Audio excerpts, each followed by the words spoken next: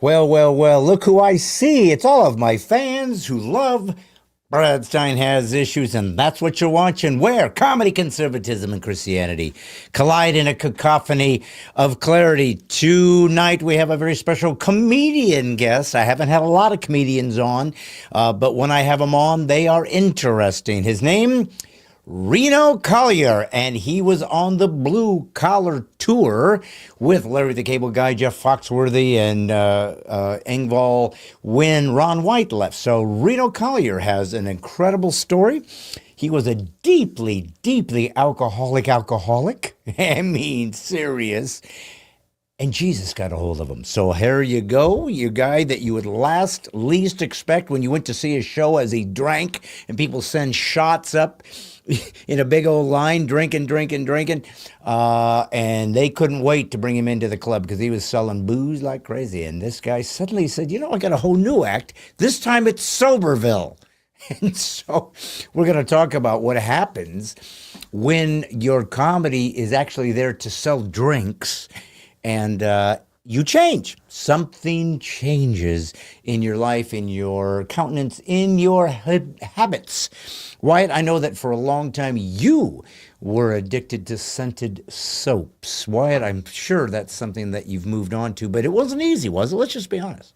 Yeah, it was a phase, I will admit, but I have kicked the habit, and I am now on to something much healthier. And that would be? Scented candles. Okay. Well, listen, here's the good news. When you were addicted to scented soaps, at least you smelled good and you were clean. Now you have the chance of completely destroying your lungs, asphyxiating, and burning down the house, as they so cleverly sell. Like I couldn't do those things with the soap. I know, and you could have, because you would have tried to burn the soap. Remember the laundry incident? Well, how can I forget?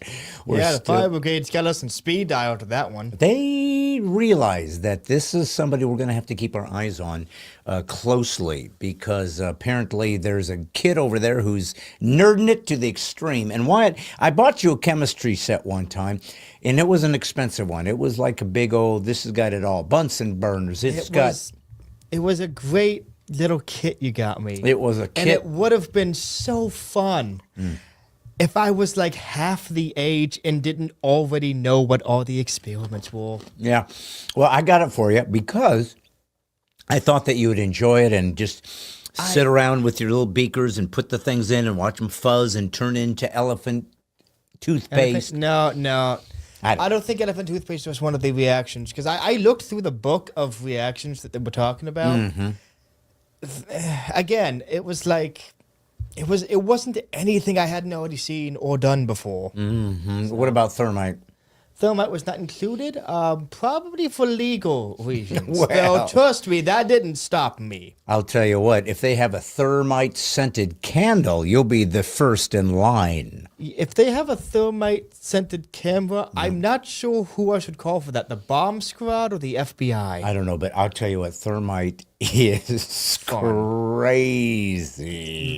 What you mean to say is fun. If you're out there right now and you're watching Brad Stein Has Issues for the first time and you're trying to get your thermite ingredient paraphernalia locked down, you've come to the wrong place, because I couldn't tell you exactly. All I know is it's made out of very simple things.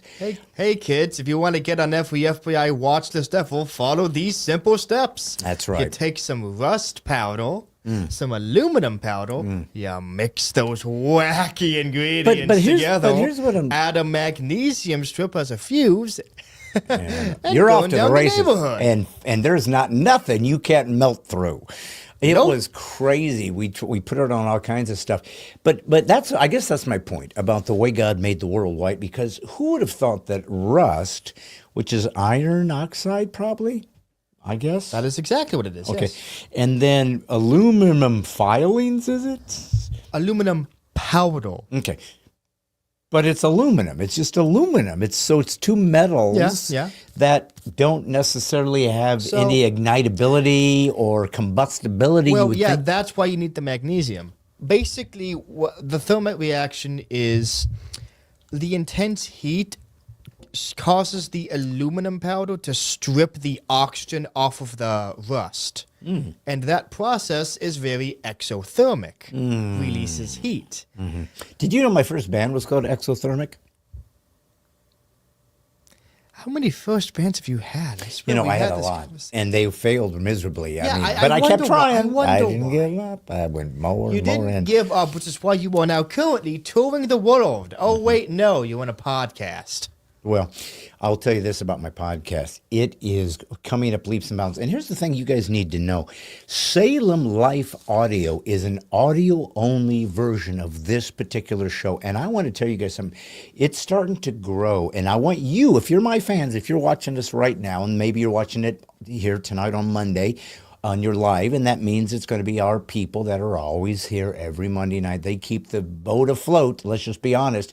They are the band on the Titanic that keeps playing away while it sinks. They say, we don't care, we're in it for the long haul, and then we're going to freeze to death. So thank God for all of them, the Carins and the Stans and the St. Nick's and Paula Fays and the Bushquackers and the Ashleys and all the folks that show up all the time.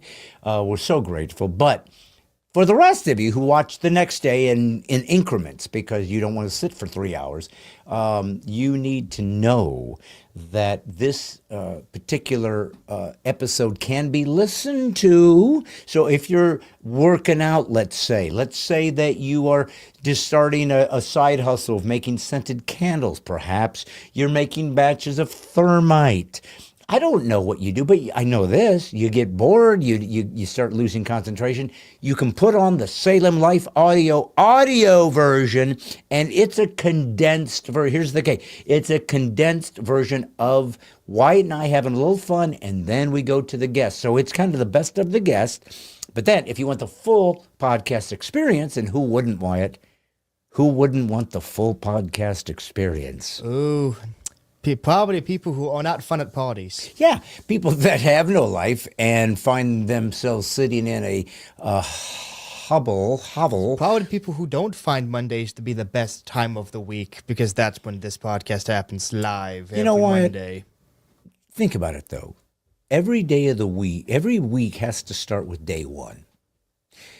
Monday happened to be the first day. Now, let's say we decided to just make something up on the fly. Say from now on, Tuesday is the first day of the week, and Monday gets to be second. Are we going to hate Tuesday now? Or Tuesday's already the most boring day of the week, so it can't really get that much worse. Now, Wednesday, because Wednesday is hump day. It's the middle of the road. But it's you're not stuck. necessarily boring. No, though. because you realize you basically have just got into the third, and so you haven't even sort of moved over into the second. You've still just done the first two, which you kind of were giving up. When Monday and Tuesday come, you just kind of just throw your hands up and say, just endure it. Forge on is what you're saying because you got no option. Wednesday is kind of sitting there mocking you, saying you did a couple, but you're still stuck in the middle, and you still got two to go. Wednesday is despicable. It sits there to destroy, to strip away any hope you have of making it to the weekend. Wyatt, Wednesday is the evil one. You are absolutely wrong. Explain. Wednesday is the yin and the yang. It's the dead center, the middle. I think It is just as bad as it is good. Well, you said the words best, dead center. It is right in the middle, and you feel less than alive because you're stuck in the middle. And that's why, I got to tell you something, son.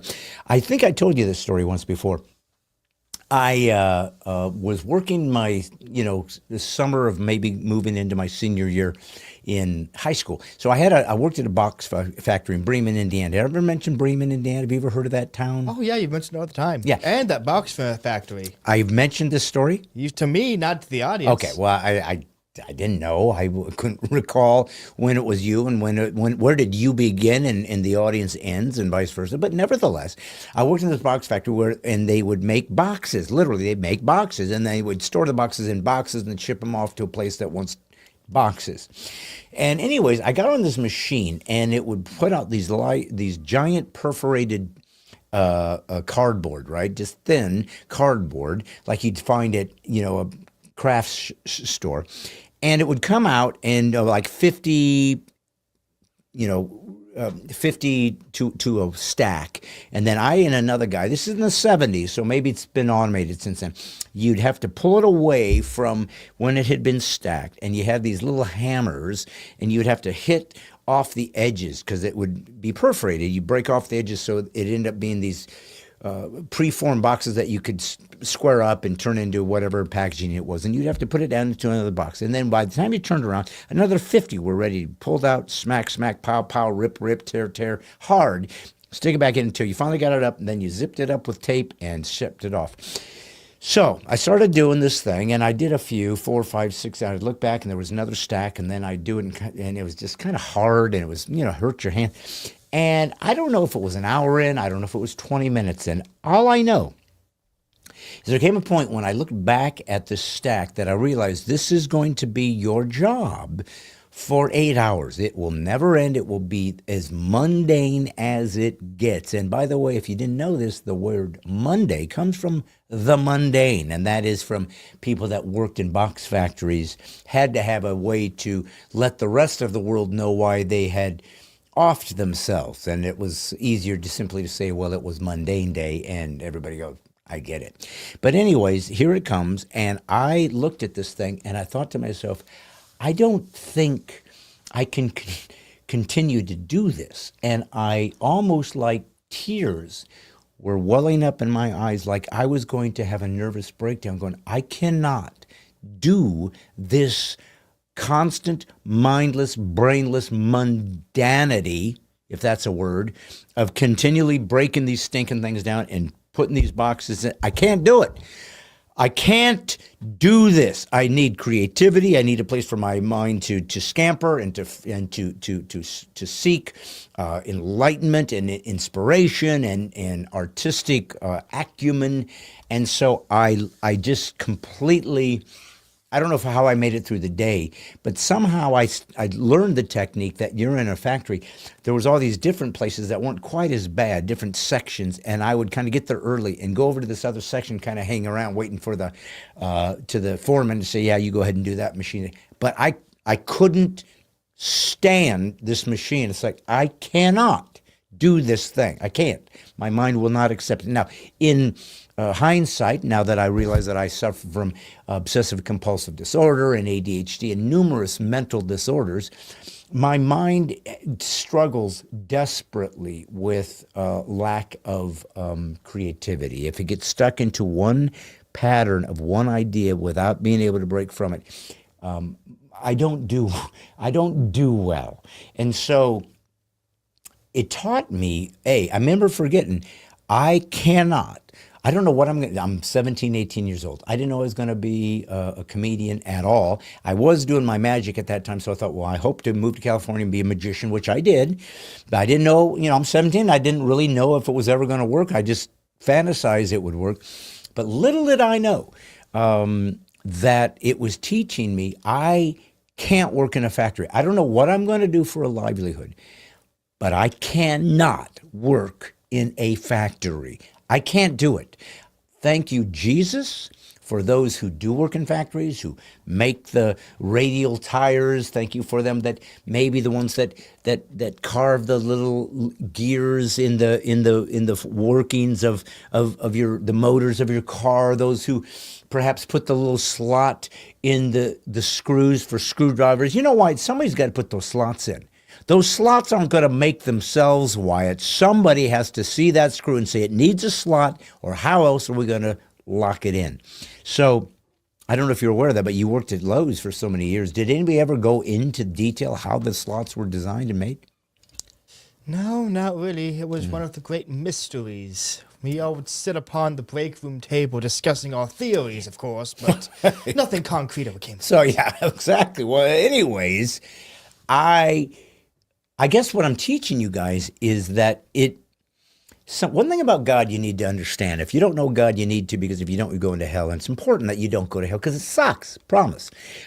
They sit there for years in fire and brimstone being poked in the face with pitchforks all the while being confused as to how they got the slot in screws. So it's rough. It's rough all the way around. It's very similar to the break room at Lowe's.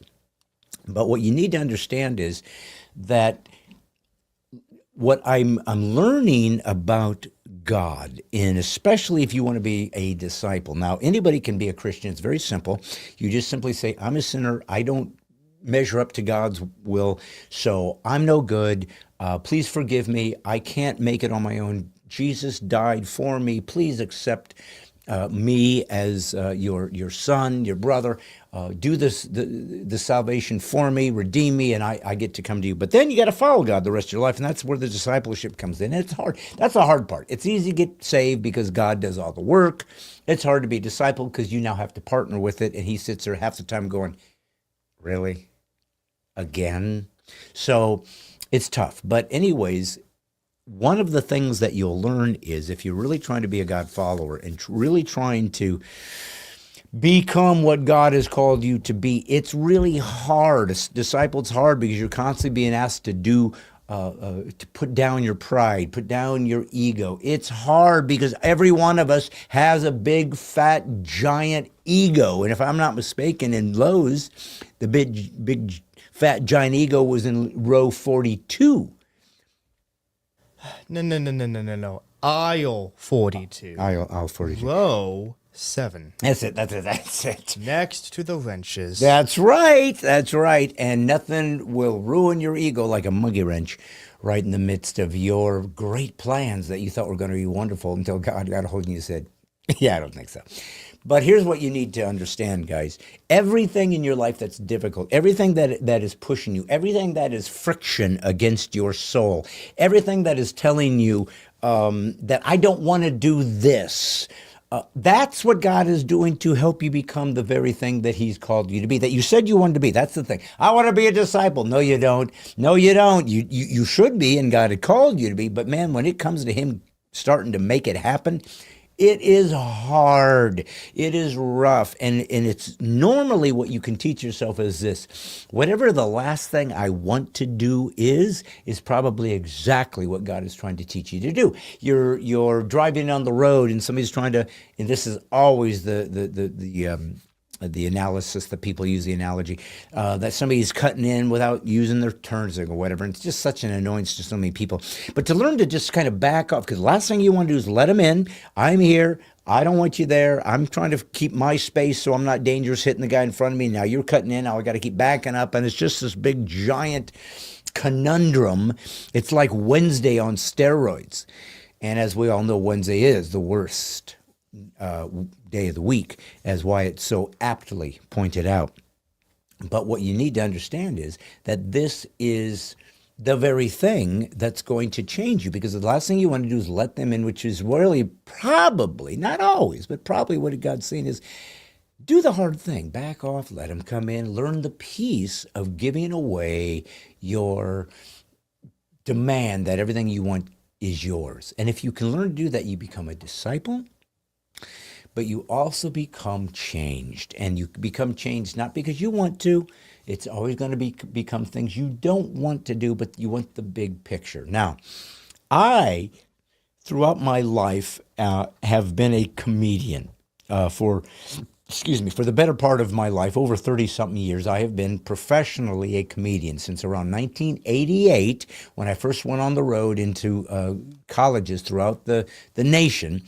I did 180 shows in like a full year of college on the road.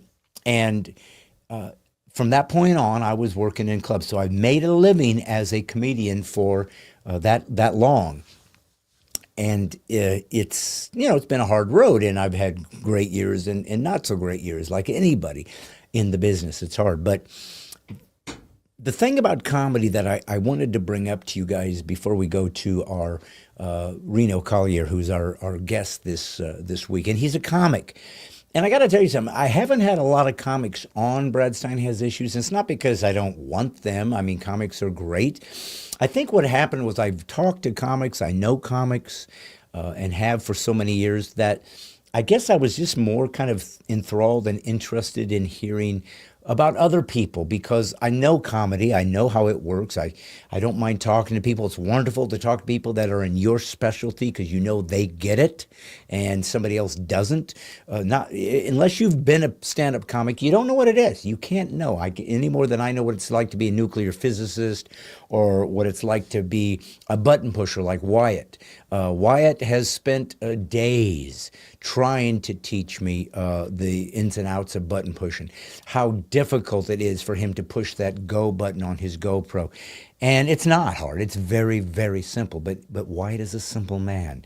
And so this is, to him, it's like he's like the Oppenheimer of our podcast, creating, nuclear fusion with simply a touch of a button.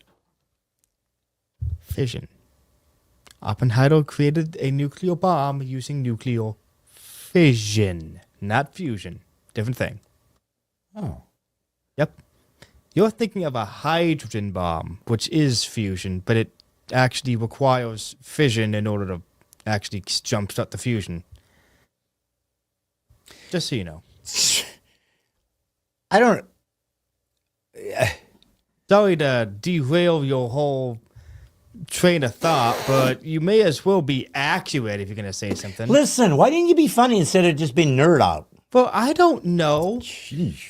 I'm too busy pressing buttons and trying to make this podcast not burn alive. I got a couple things that I want to talk to you guys before we go to Reno, before we bring up the comic. And I got to tell you this, I did have a great time talking to him because there is something kind of,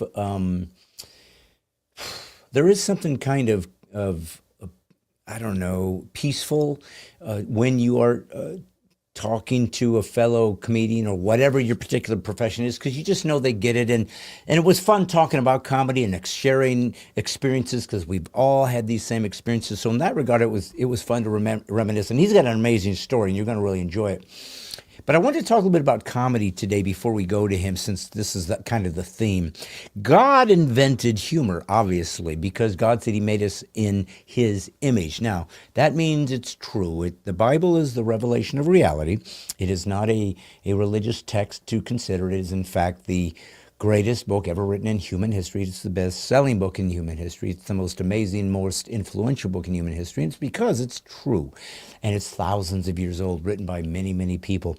66 books that are used in the canonical Bible that the Protestants use. And numerous authors wrote this down, and it all came together in thousands of years into one cohesive story about how God got here, how we got here, and how things are going to turn out in the end. And the thing is, he said he made us in his image, which means anything that's natural to us that is good and holy, like laughter, is something God has, and the Bible says he laughs, right? He has some laughter. I wanted to talk about, though, the power of comedy. I think that people sometimes neglect the realization of just how powerful comedy can be and why it's so important. I was reading a quote from John Cleese, and I'm obviously a fan of Monty Python, obviously a fan of John Cleese. And yet I continue to see him twittering out, anti-Trump, calling us all stupid people that happen to vote for this guy. And it just saddens me because I'm just such a fan of him. And I just want comics to just be comics and give dignity to everybody, even if you disagree with them. And so to watch him sort of go kind of, he's anti-woke, and yet he acts very woke-like when it comes to him deciding who's not allowed to have a place at the table. It just makes me sad because I'd love to talk to the guy about comedy and laughter and humor. But he said something to the effect, it's a longer quote, maybe I'll get it, I don't have it with me, but he did mention about how those who listen to comedy are too literal. They listen to comedy too literally. And comedy doesn't work if you take it literally. If somebody makes a joke and makes fun of the fat guy or the Mexican guy, and people want to say, he's that Mexican, he's being racist, he's belittling them, instead of seeing that it's satirical or he's being sardonic, or see that he's using that as a funny way to make you not be comfortable, but to try to go find a space. And maybe a character caricature of these people, which might have some truth to it. Might have some truth, maybe not. And then if not, we laugh at the character not being true. But if there is some, we're laughed at, yeah, they kind of have that personality, as all of us, ethnicities and cultures, have a very specific personality trait. But there's a woman that I've seen come across my feed, and she is, I don't think she's a Christian at all. She might be Catholic. I'm only guessing because I think she came from New York, and she's got kind of a New York, Bronxy, Italian kind of attitude. But she said something. It's a quick clip. We have to beep out a word she uses. There's nothing I can do. That's how they do it. But I wanted you to hear the clip. Wyatt, are you ready with the clip of Leonardo? Because I want to give you a quick example of why comedy can be so wonderful and so quickly helping us see the deeper depths of an idea. And it can be done, and you laugh, and yet it has so much to talk about. So if you can, Wyatt, play this really simple clip. Forget the little beep, but you'll get this joke. It's very fast. Go. I was in Texas recently, and they had banned abortion. The women were upset. Then a few weeks later, there was a school shooting, and the women were upset again. And I was like, well, are we killing kids or not? Now, what... I laughed out loud when I heard her do that joke. The two things that I love about the joke is its irony. Oh, it's so powerful. She says, you know, these women were protesting because they don't get to get an abortion, and they are angry that they don't get to abort away their child if they get pregnant. And then a few weeks later, there's a school shooting. And they're protesting that. And she's like, look, are we killing kids or not? Pick a lane. And it's so perfect. It's so perfect. And her delivery, where she's just frustrated with, listen, you don't mind butchering your own baby. You're a mom, butchering your own baby, killing it up, chopping it up, getting rid of it, it gone. It's my right to kill it. And not letting me kill it is evil. You've stolen my choice. But then, on the other hand, she goes, if somebody goes around and killing kids later as they're a little bit older, it's like, now we don't want you to kill them. Well, hey, that's their choice, right? And the answer is no. It's murder. It's evil. But so is abortion. That's the point. Killing you at 2 months after conception, or 2 months after birth, or 92 years later, you're the same being.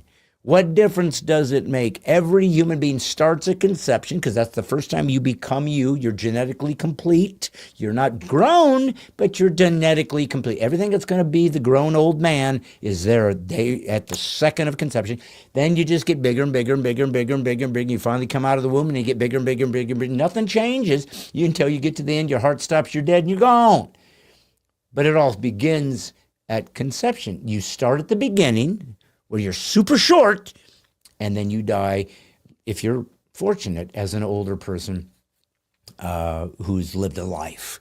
So I wanted to show the simplicity, but the poignancy of comedy. She's taken a very raw topic, very topical, raw, emotionally driven idea of abortion, which gets people riled up, and school shootings, all of which are horrible because somebody dies. It's evil because nobody chose this. It's children or kids or babies, so it's the most innocent we are ever in our lifetime. And so that is what makes it so more despicable to us, because we don't want people to die anyways, but certainly not the innocent who've done nothing and couldn't defend themselves. And that is why that joke is so funny, so poignant, because it makes us have to grapple with a very real, evil idea of abortion. And so I just wanted to show you that, because comedy has that kind of sting and that kind of power. And we're laughing all the while trying to wrestle with our own conscience and our own morals or lack thereof, or re-examining them. That's when comedy can be great. But it also got me thinking about something else. You know, guys, when I started out in comedy, and I put it out on YouTube, I think you can get it right now.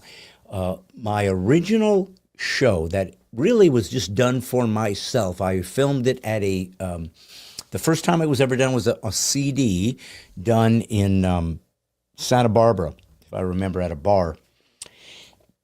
And it was CD only. But then later I took that same set and I did it at a church on 1999 New Year's Eve, Mike McIntosh's church in San Diego. I don't think it's there anymore. It might be. I don't think Mike's there. But we filmed it, and that became my first video at that time, and then became a I don't know, I never even made it to DVD. But it was called Rebel Without a Curse. And that particular show kind of became what I was known for, but mainly in Southern California or wherever else I happened to go with my little DVDs that I was selling.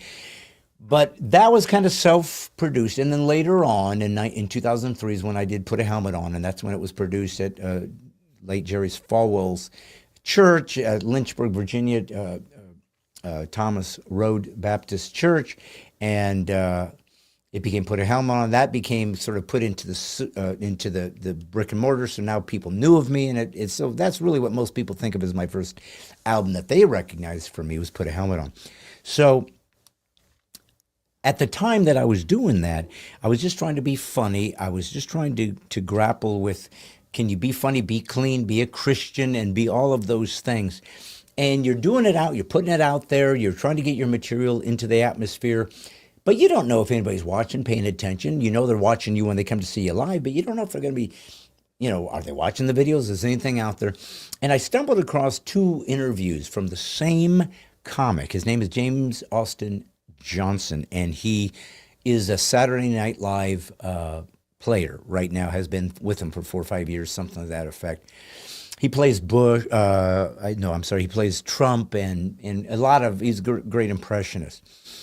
But a friend of mine sent me a clip that he'd heard on the podcast that David Spade does with the guy from oh my goodness, I forgot his name. I don't know why I'm going blank on his name. Dana Carvey. Yeah, Dana Carvey and David Spade.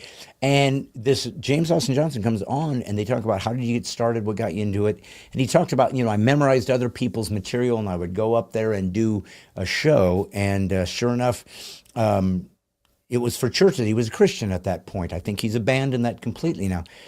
But then when he was asked, well, who was that influenced you? He brings up my name. It's like, what? And then I found this other one. It was a few years ago. I stumbled across this other podcast that he's on at live. And he mentions, well, let's just play it. Why, if you could, play the clip with SNL player, star, James Austin Johnson, and his first love and influence in comedy. Christian-y specific jokes, or is it just like you were clean?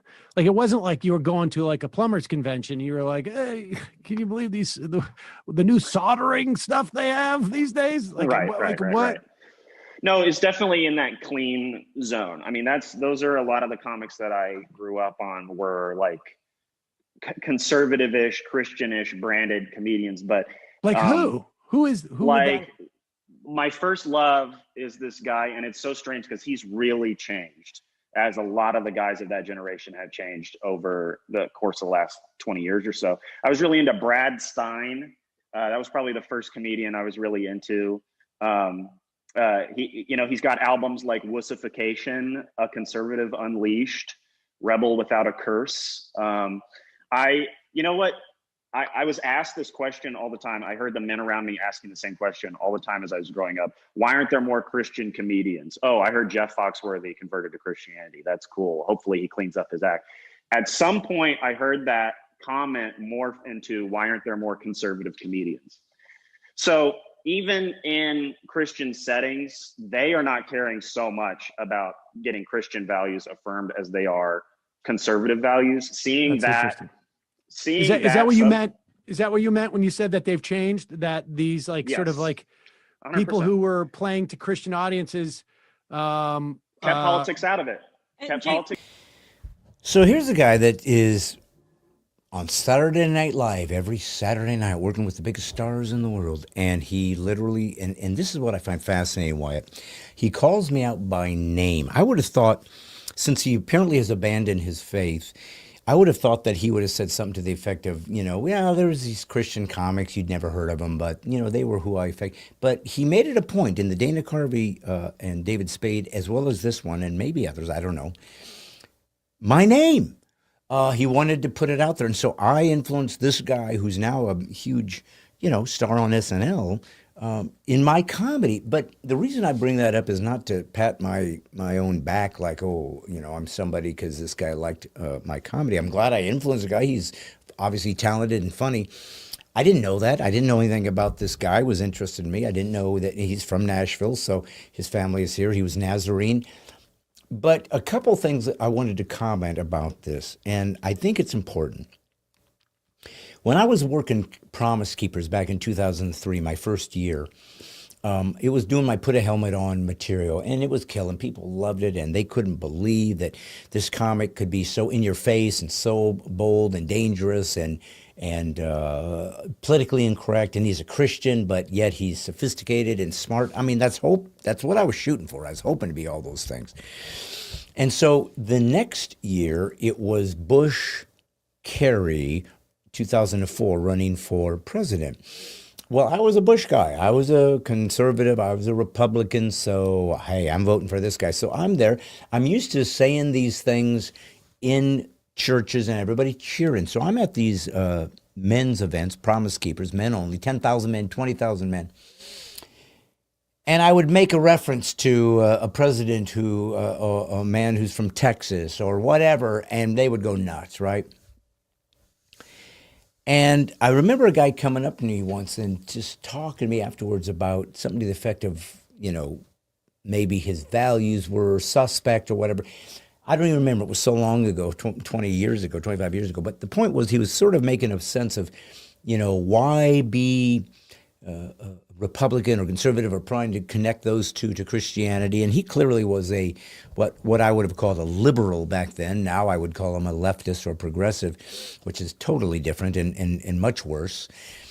But I remember talking to a guy that put on Promise Keepers. He was kind of the stage manager. He created the show. He really was important. And he said to me once, he said, I want you to be careful about what you say when it comes to George Bush. Maybe not bring that up because, we got people of all ilks here, maybe non-believers, so we want to be able to witness to them. But more importantly, he said, we don't worship the United States. We worship God. And I remember thinking, he's right. He's right. This isn't the way I need to combine my comedy. Yeah, I'm a conservative, but people have decided, as did James, that conservative means Republican because the Republicans have attached themselves to the conservative movement, as in pro-life, limited government, getting rid of bureaucracy, states' rights, Second Amendment rights, firm borders, maintaining your traditions, keeping your history accurate. Yes, there was slavery. Yes, we got rid of slavery. Yes, there were people that were horribly affected by this in the United States. Yes, there were people that were incredibly lifted up by this great nation. So it's not a perfect nation, but it's the most perfect nation that's ever been. It's why people still want to get in here more than anywhere else. That tells you something, right?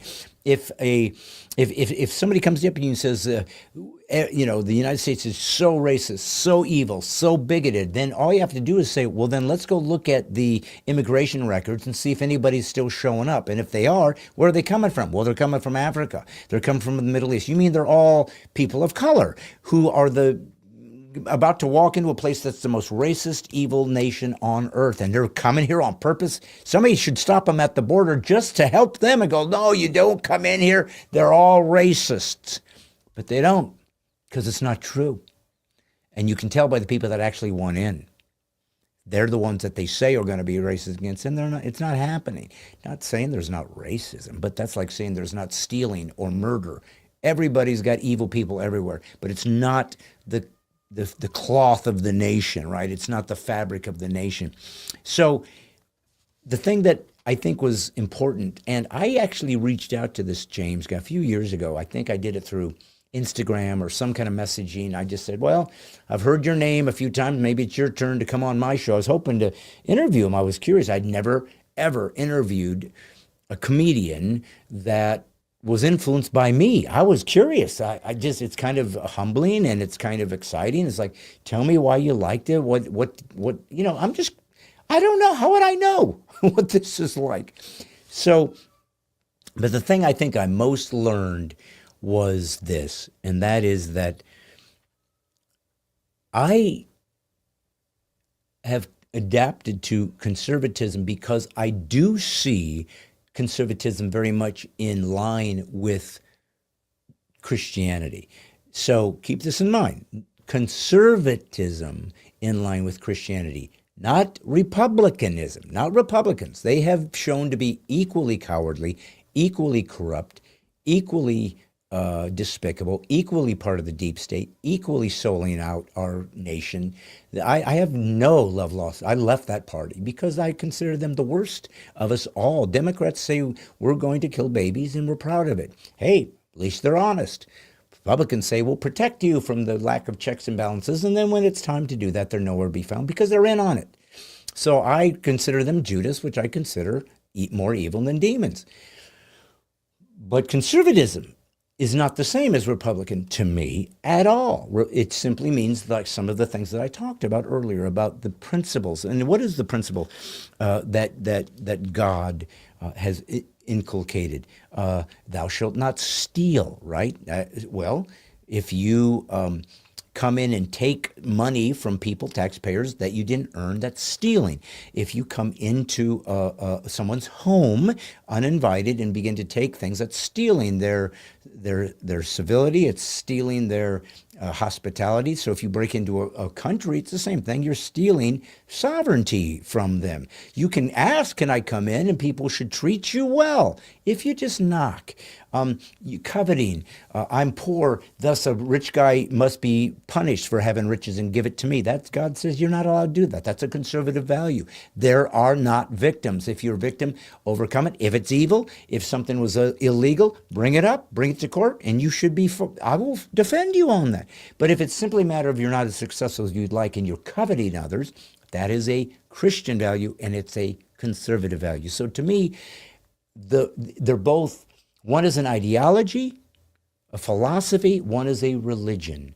The religion is based on the truth and the reality of how God created the fabric of the universe. The conservatism is more of a secular way with an inculcation of Christianity that allows you how to see the world. So I'm sad that he never wanted to interview with me. He did mention something to the fact that he had to get approval from Saturday Night Live, I think, to be able to go on podcasts. I don't know if that's legit or not. I don't know. But he made it clear that it was obvious he wasn't going to come on my show. But he did say something to the effect of, listen, if I ever offended you or anything by anything I said, that was not my intent, forgive me. So I could see some contrition, like he hopefully in some odd way respected me. Obviously, he liked my comedy and it helped him start to think comedically. And he felt maybe bad and exposed when I suddenly reached out to him, just like I would have if I was a fan of somebody and finally got to meet him. I would be a little, humbled because they were somebody that meant something to me.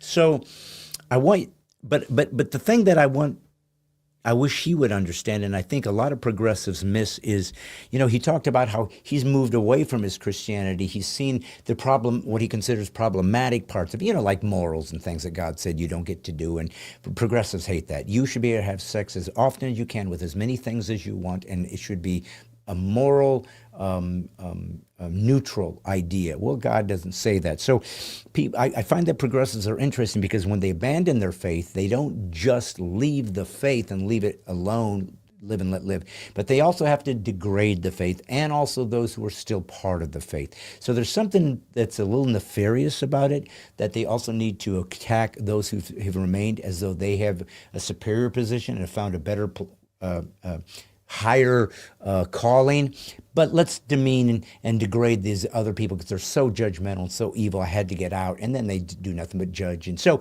it's very hypocritical. It's very disconnected from introspection. They don't see their own junk. They've abandoned, but think of a way, they've walked away from Christ. They have crapped on Christ's sacrifice. There's no way back.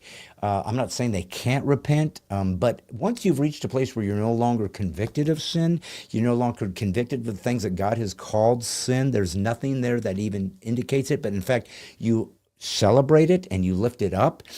My guess is you've been abandoned. God has hardened your heart. You'll never come home, and you're going to hell.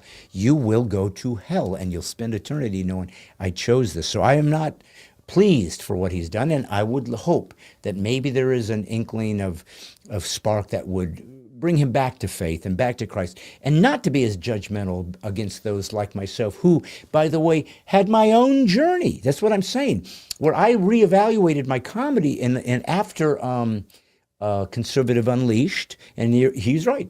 Conservatism was a big thing at that time. I was tapping into, I'm a conservative. Maybe you guys will enjoy comedy for you because there's not a lot. This is 2004. There wasn't Dave Chappelle doing this stuff, or Bill Burrs, or Leonardo, the woman I just showed, the conservative guy.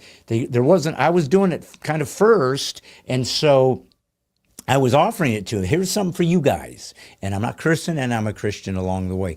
But I also have a journey. And I also reevaluated. And I also came to a place where I said, I'm not political. I'm not doing Trump rallies. I'm not up here worshiping Donald Trump at all. I'm up here talking about the values of Christianity and what it's given to us, and I'm going to stand for those. I'm going to fight for those. I'm going to believe in those. I'm going to inculcate it into my comedy, and I'm going to be in ministry. If you are a church, if you know a church, a pastor that really wants his people to be moving to the next phase of discipleship, let him see these clips, because I come into churches all the time and I perform. It's live comedy, but then I believe I hope and pray it's an anointing to try to encourage believers to go to a deeper place and to make their church a stronger sanctuary where people can come get saved, but also really get all in for Christ. So I guess my parting comment is I too have journeyed. I too have evolved and saw myself losing perspective and having to get back to Christ and not what could be considered a political statement. I'm not going to abandon my conservative values because I don't think there's anything wrong with them. Again, I think they're very coalesced with Christianity. But I want to make it sure that Christ is the key. He is the king. Nobody else. These government systems, things God's put in to keep things in balance and try to keep the peace, but it's filled with flawed people. But those who are trying to do the most moral, right things for the community, for the culture, that I can see, I'm going to vote for them. They might be a liar, they might be flawed, they might fail, they might be horrible people that have taken me down the garden path and turned the hose on me. I don't know. I'm just doing my best to try to be a good citizen, to do,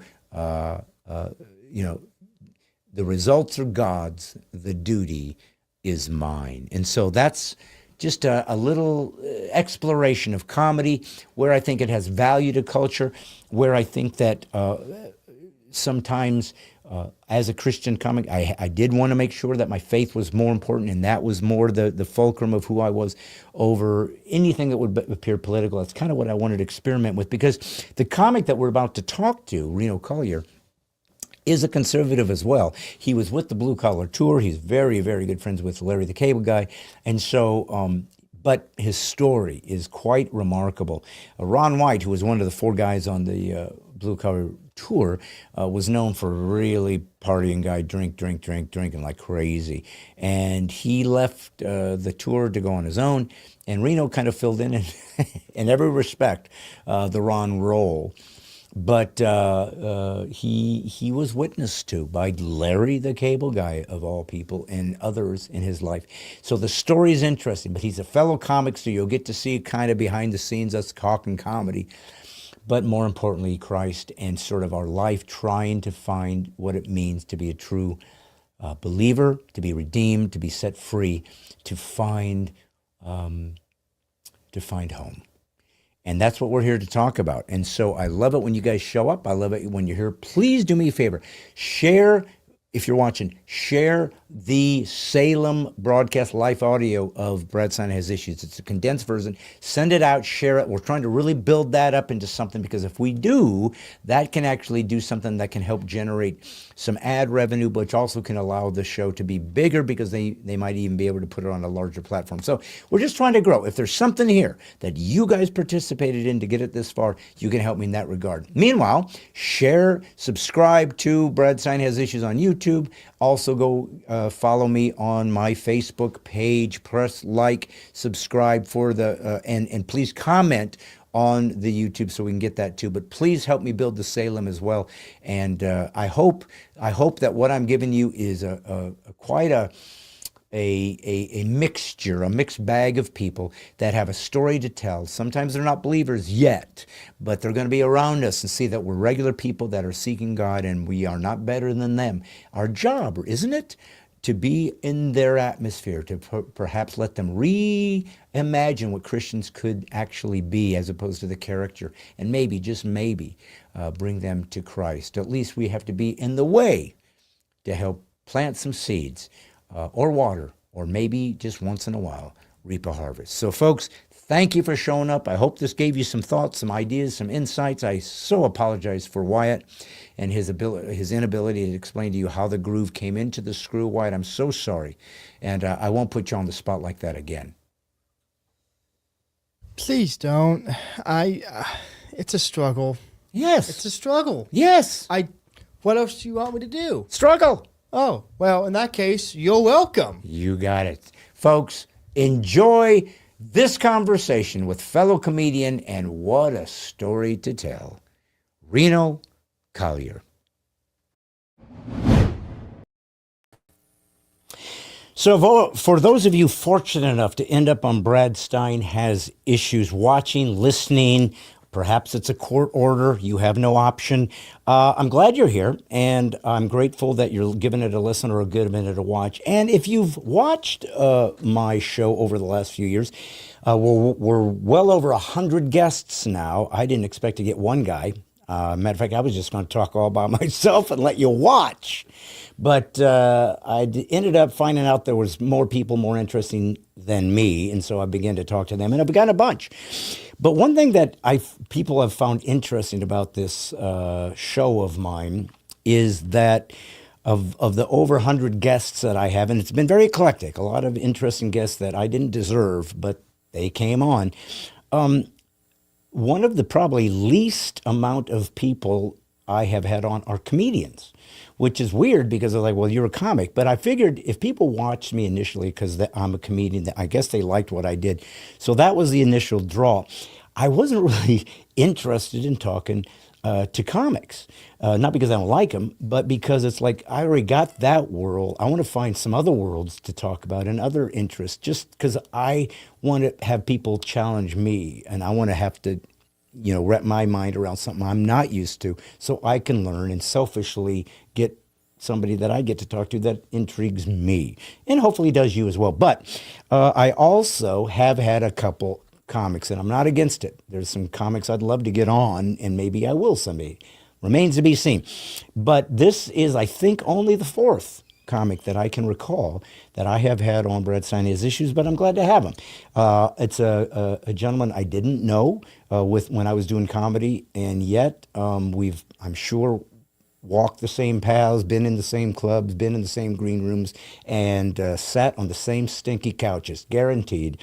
But more importantly, he's got a life and a journey to talk about that I think will be of interest to you guys. And so in this way, I'm kind of looking forward to getting to talk to somebody from my subculture, my performance art, stand-up comedy, and to see what he might have to share with me and you as we explore the world through the eyes of people that are interesting, including this guy.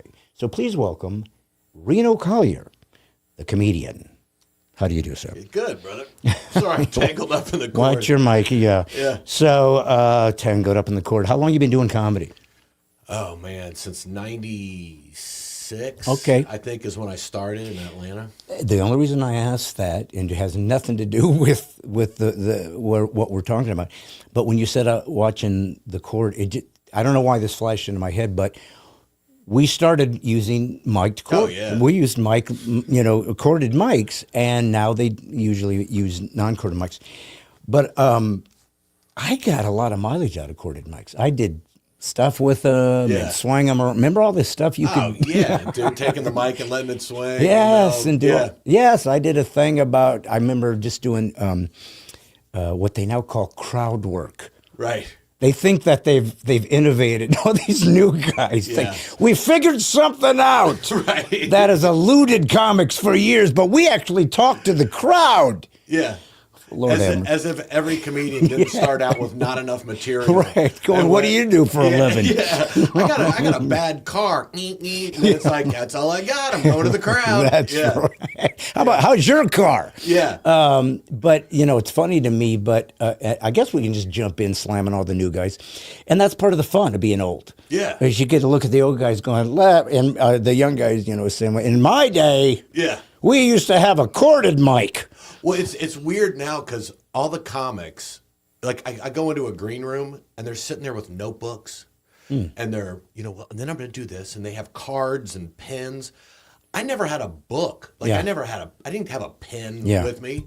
You know what I mean? Like I kept it in my head. Yeah. And I went to the club and started boozing it up. Yeah. And now I'm like, you guys are really taking this seriously. Like, what are you doing? What are you, like, professionals? I never put effort into like I did the Larry the Cable Guy roast, and I'm backstage and I'm drinking beers and I'm doing it, and Greg Giraldo and Jeffrey Ross are like sitting there going, and they're pacing, going back and forth, and I'm looking at them going, I probably should have prepared for this a little bit. It's just like school, This like matters? Yeah, you guys. Somebody going to watch this somewhere? I'm looking at him like, you guys take this way too seriously. Right. Like, it's a road. But I just didn't approach it the same way. I kind of trusted that what I had come up with and fling it out there. And if it doesn't work, I've got stuff to say after that. And everyone's just so different. And the way people approach it, it's the weirdest job in the world because it looks so easy from somebody watching. Yes. Like, all you do is, my dad said that. Well, you get up there and tell some joke. Yeah, but other people can't do it. But if you're doing it right, it makes it look like anybody could do it. Right. That's right. Well, and that's the hardest part. I guess the only way you could reference it to someone who's never done it is, like an instrument. It's like, well, you're doing is strumming some strings. Right. Well, that's not the hard part. Right. Anybody can do that, but it's making the chords that's the hard part. That's right. And that's what we're doing as performance artists. I always add that because it's an art form that deals with performing. And comics are unique because we are the director. We block how we're going to move. We produce it. We write it. We deliver it. We're the agents. We got to go find work. So there's a lot that is required of being a stand-up comic that is unique. And I'm sure you've seen this too, because you've been around enough performers or artists. It seems like comics always know band members and bands for some reason. Maybe we opened for them, or we worked in a casino and you talk to guys afterwards. But to a man, Rio, and I've been a professional actor. I've been a professional magician. So I've done some interesting art forms as a profession, and know people that are at the high ranks in those arenas. They absolutely, they can barely say the word stand-up comic. It scares them so much. There's something about that particular profession that guys that are very accomplished in other realms of art just find it even they can't even manage in their mind how you would do it, but there's a fear to it. To them. Now we all have stage an actor, Meryl Streep will throw up, or Barbara Streisand will throw up. I mean, we've heard those stories, and they've already reached the zenith. It's like you could throw up on stage, they'd probably applaud. Right. But what is it about stand-up comedy? And of course, you are one of us, so we don't think of it. We're like, well, that's what I do. But have you ever tried to unravel what it is about this that is so different than everything else?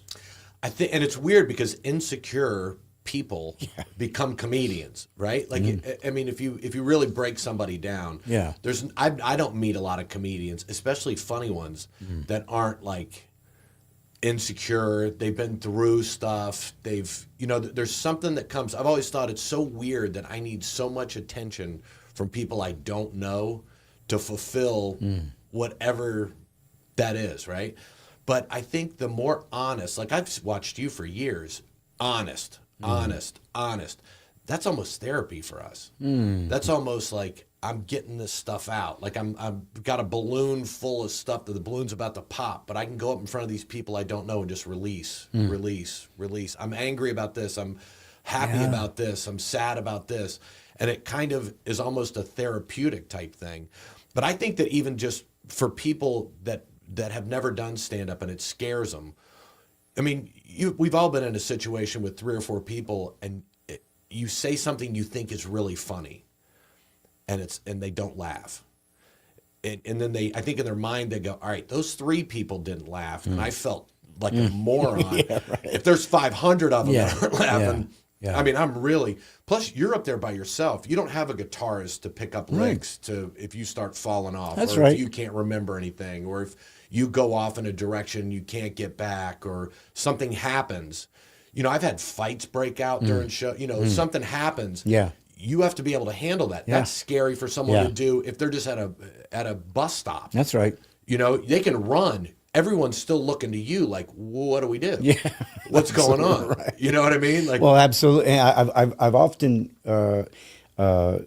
spoke of a stand-up like you are the conductor of an orchestra, and all the people out there are all these various instruments that happen to come in together. And I brought the tuba, and I got the piccolo, but they didn't know they were an orchestra yet. Right. They just walked in with their little instrument, and I have to make all of these sounds melodic. In other words, I'm controlling the energy of the room, how it's going to go, what they're going to appreciate, what songs we're going to sing. It's mine, right? But I have to make them want to play and enjoy it. And that's the hardest part. People, I've heard them say like, oh, are you going to make me laugh? And I'm like going, if I have to make you laugh, maybe that's something you need to go to counseling about, because I would think you'd want to. Yeah. Isn't laughter kind of a joyful thing? So there's almost like for some folks, this sense of we're in some kind of fencing match where I'm, try to show you're funny. It's like, why not enjoy the experience of laughter, because it is such a wonderful thing to laugh, and you would think you would want to, and they do, I guess. They wouldn't come to a comedy club, but you get these weird dynamics of some people that maybe have an ego, and if you're getting a laugh, especially from his girlfriend, they're threatened by that. It's like, all I'm doing is what I can do, and I like it, and I was willing to put in the effort to learn how to do it enough that they thought I was worth being paid. Right. But I'm not better than you. Whatever. If you're a mechanic, I need you. I can't do that. I need somebody to fix my car. I need somebody to put tires on it. And then when you're done, come see me, and you'll have something fun. We're all working as a community. But comedy, and I was thinking about this when you were describing it. If I write a song, there's a melody and there's lyrics, but they're static. They're done. It's the same song, the same way, from beginning in. Comedy, even though your jokes are usually pretty locked in once they're perfect, because they have to be, because it's such a timing thing that sometimes they only worked because I waited 2 beats instead of 1 to get that. That's how it works. Yeah. But because there's so much potential for anarchy, that can happen. Somebody yells out, they think it's okay. I'm in a comedy club, so if I want to heckle, that's approved. I don't know who came up with that rule. They're not doing it at opera. Enough of that! Sheesh! Shut it down, fatty. That's right. They want to enjoy. But it's almost like we're in this dangerous land that is all filled with nitroglycerin, and all bets are off. I don't know. So maybe that's what it is. There's no net. No, there isn't. You're on the tight wire or whatever they call it, and but the feeling is such a rush. Yeah, like it gives you. I like walking. Like I am in recovery for alcoholism, right? And people are like, "Why don't you do more shows at churches?" And there's something, it's not that I go to church, I would love to do, but there's something about talking to people that are drinking and telling them about how God got me sober without them knowing I did it. Okay. There's something about I have this thing in my head biblically about who Jesus hung out with, who he went to. Oh, right? okay. So you will hear, if you pull up videos of me, I'm not sitting here saying I'm some saint, but I enjoy, it could be something else, but because it's that's what it is. But I enjoy the high wire act of talking to people when they're drinking in a joke form, telling them my journey of it in a way without them feeling like, and them still laughing. Right? Yeah, they're not threatened or... No. If you get up there and I start going like, I'm an alcoholic, and you guys are alcoholics, and especially that guy, look at his nose and his face. I can't do it like that, but I can do it with I did this, I do this, here's what happened to me. So I put it in a form where I'm just telling a story, just like I would tell you a story about going wherever I ended up going, right? But I enjoy the wobble of like, is this going to work? Ooh, look at that. These guys are starting to, I like it being harder. And I don't know if it's because I've done it for so long that it gives me like a, I'm no way saying I'm Michael Jordan, but Michael Jordan used to, in his head before a game, pick out somebody and then imagine that they did something to him and he has to get back at them. Even, it could be a guy who didn't do anything, but he would say, in the same sense, I like to look at the crowd and go, how can I get them in a place in my head where I'm helping, loving them, and still dropping a seed? Yeah. Well, I didn't know what I mean? that you were doing that element, and we definitely need to, really focus on that because it's different, and obviously means something to you. There's something beyond just, I wonder if this joke will work. I mean, there's a depth of this that you feel is, I'm guessing, changed obviously in I've your life changed. from who you were and where you are. 100%. And it's now showing up in your show. 100%. If you watched me like on a roast or something like that, and then you hear me talking now, if I was on the outside looking at myself, I'd be like, dude, come on, man. I know who you are. I saw your Comedy Central. I saw you say this. I saw you do that. Yeah. Now, am I perfect? No, I'm broken. That's why I'm a Christian. Yeah. I mean, yesterday I hit a golf ball into the woods, I didn't think to myself, oh, jeepers. You know what I mean? Like, I'm not... Drat. Yeah, I'm drat, fudge, fiddlesticks. You know what I mean? I'm thinking, that was a $3 title. I got to go get that ball. Exactly. But there's something that changed in me, and I think it started with sobriety, but I'd always been a Christian guy, right? Said it.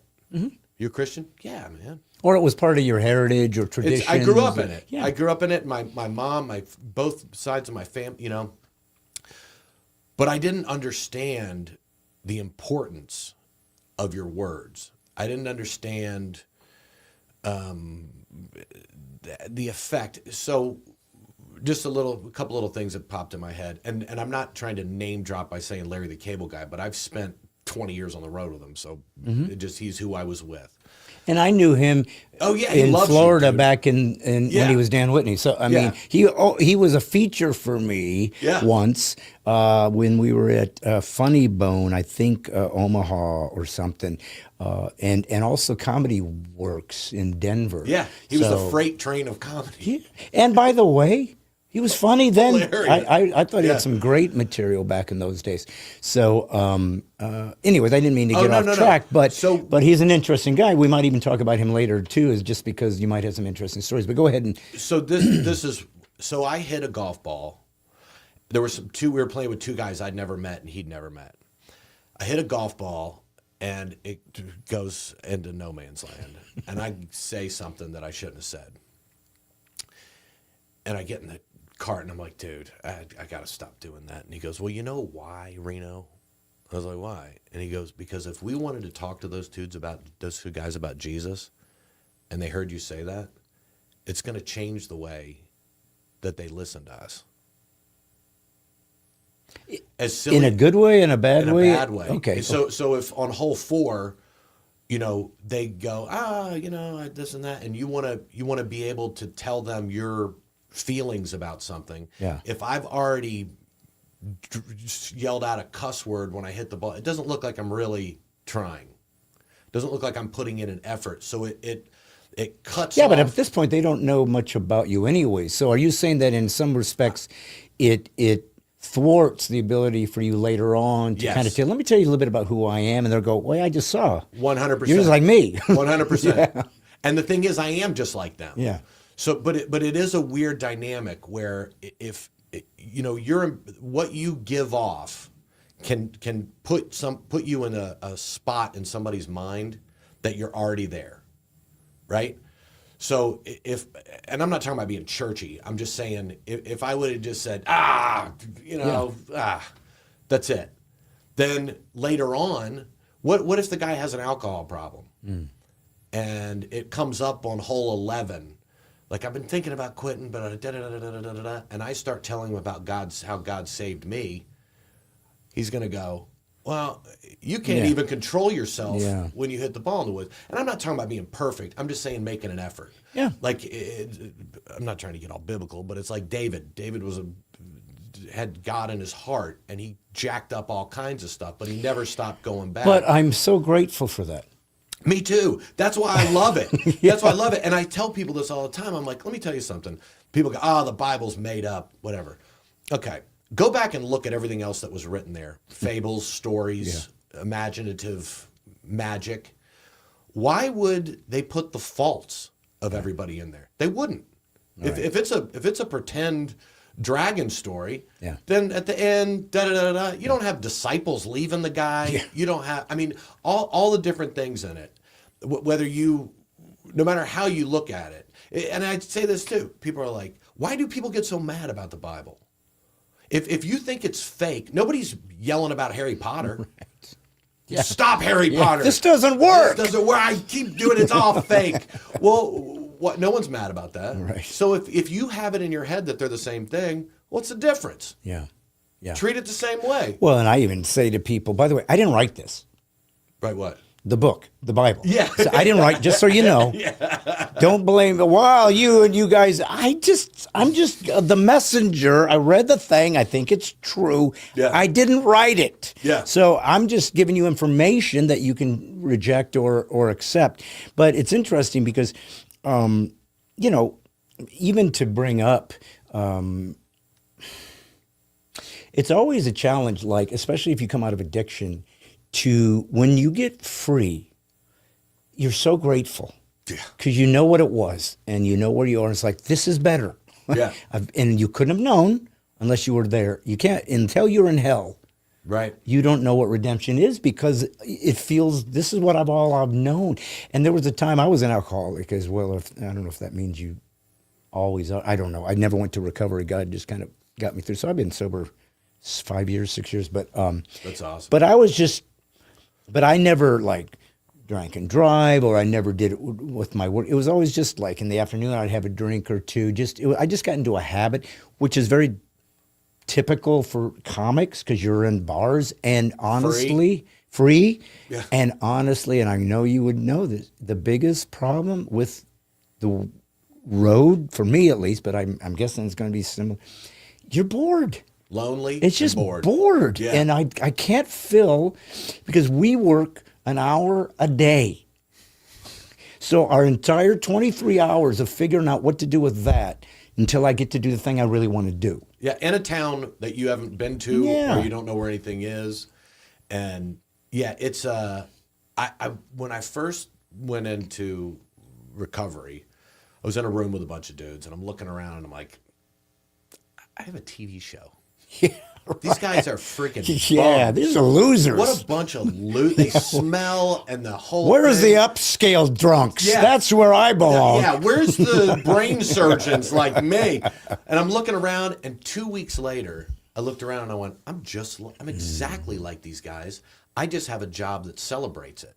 Oh, so like they'd lose their job. You know, if you're a pharmacist or you're all right, you're in anything, right? You get fired for showing up to work drunk. I was having people I'd walk into Zany's at Nashville, there'd be a shot of Jack and a Coors Light on the bar before I even got there. Yeah.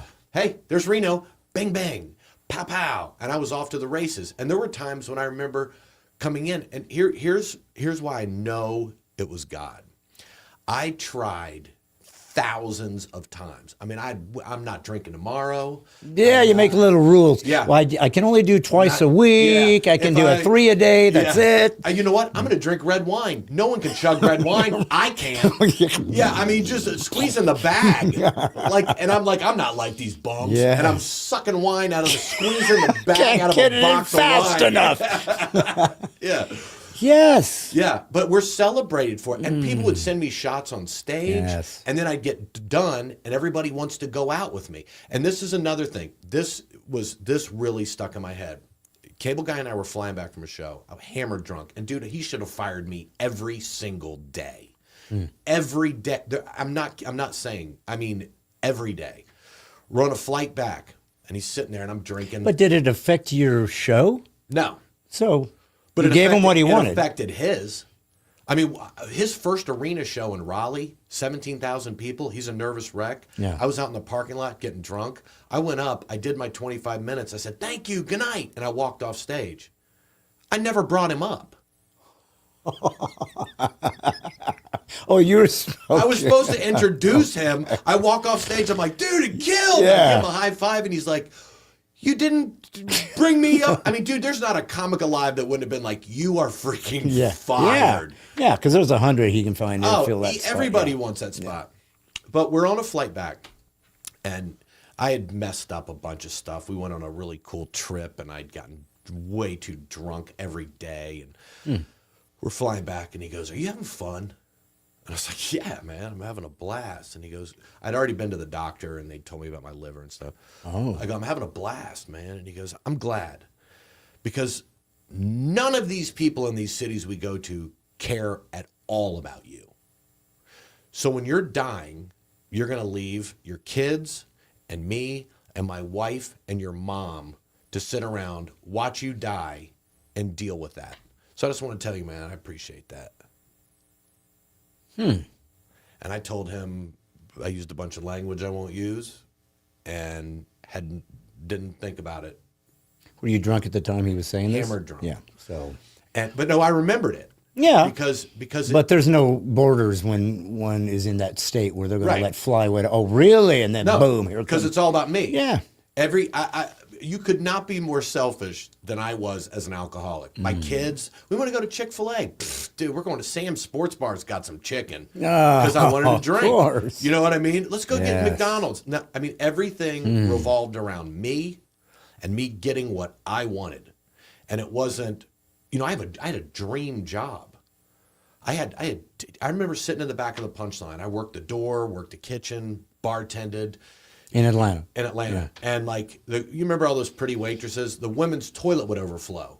And they're like, these girls are like, I'm not cleaning that up. And I'm like, I'll do it for 7 minutes of stage time on Wednesday. And they're like, get in there. So I'm in there mopping, like, knock, knock, who's there? Writing, whatever. So this is when you were starting and you So were when I trying to get first in. started Okay. out. Yeah. And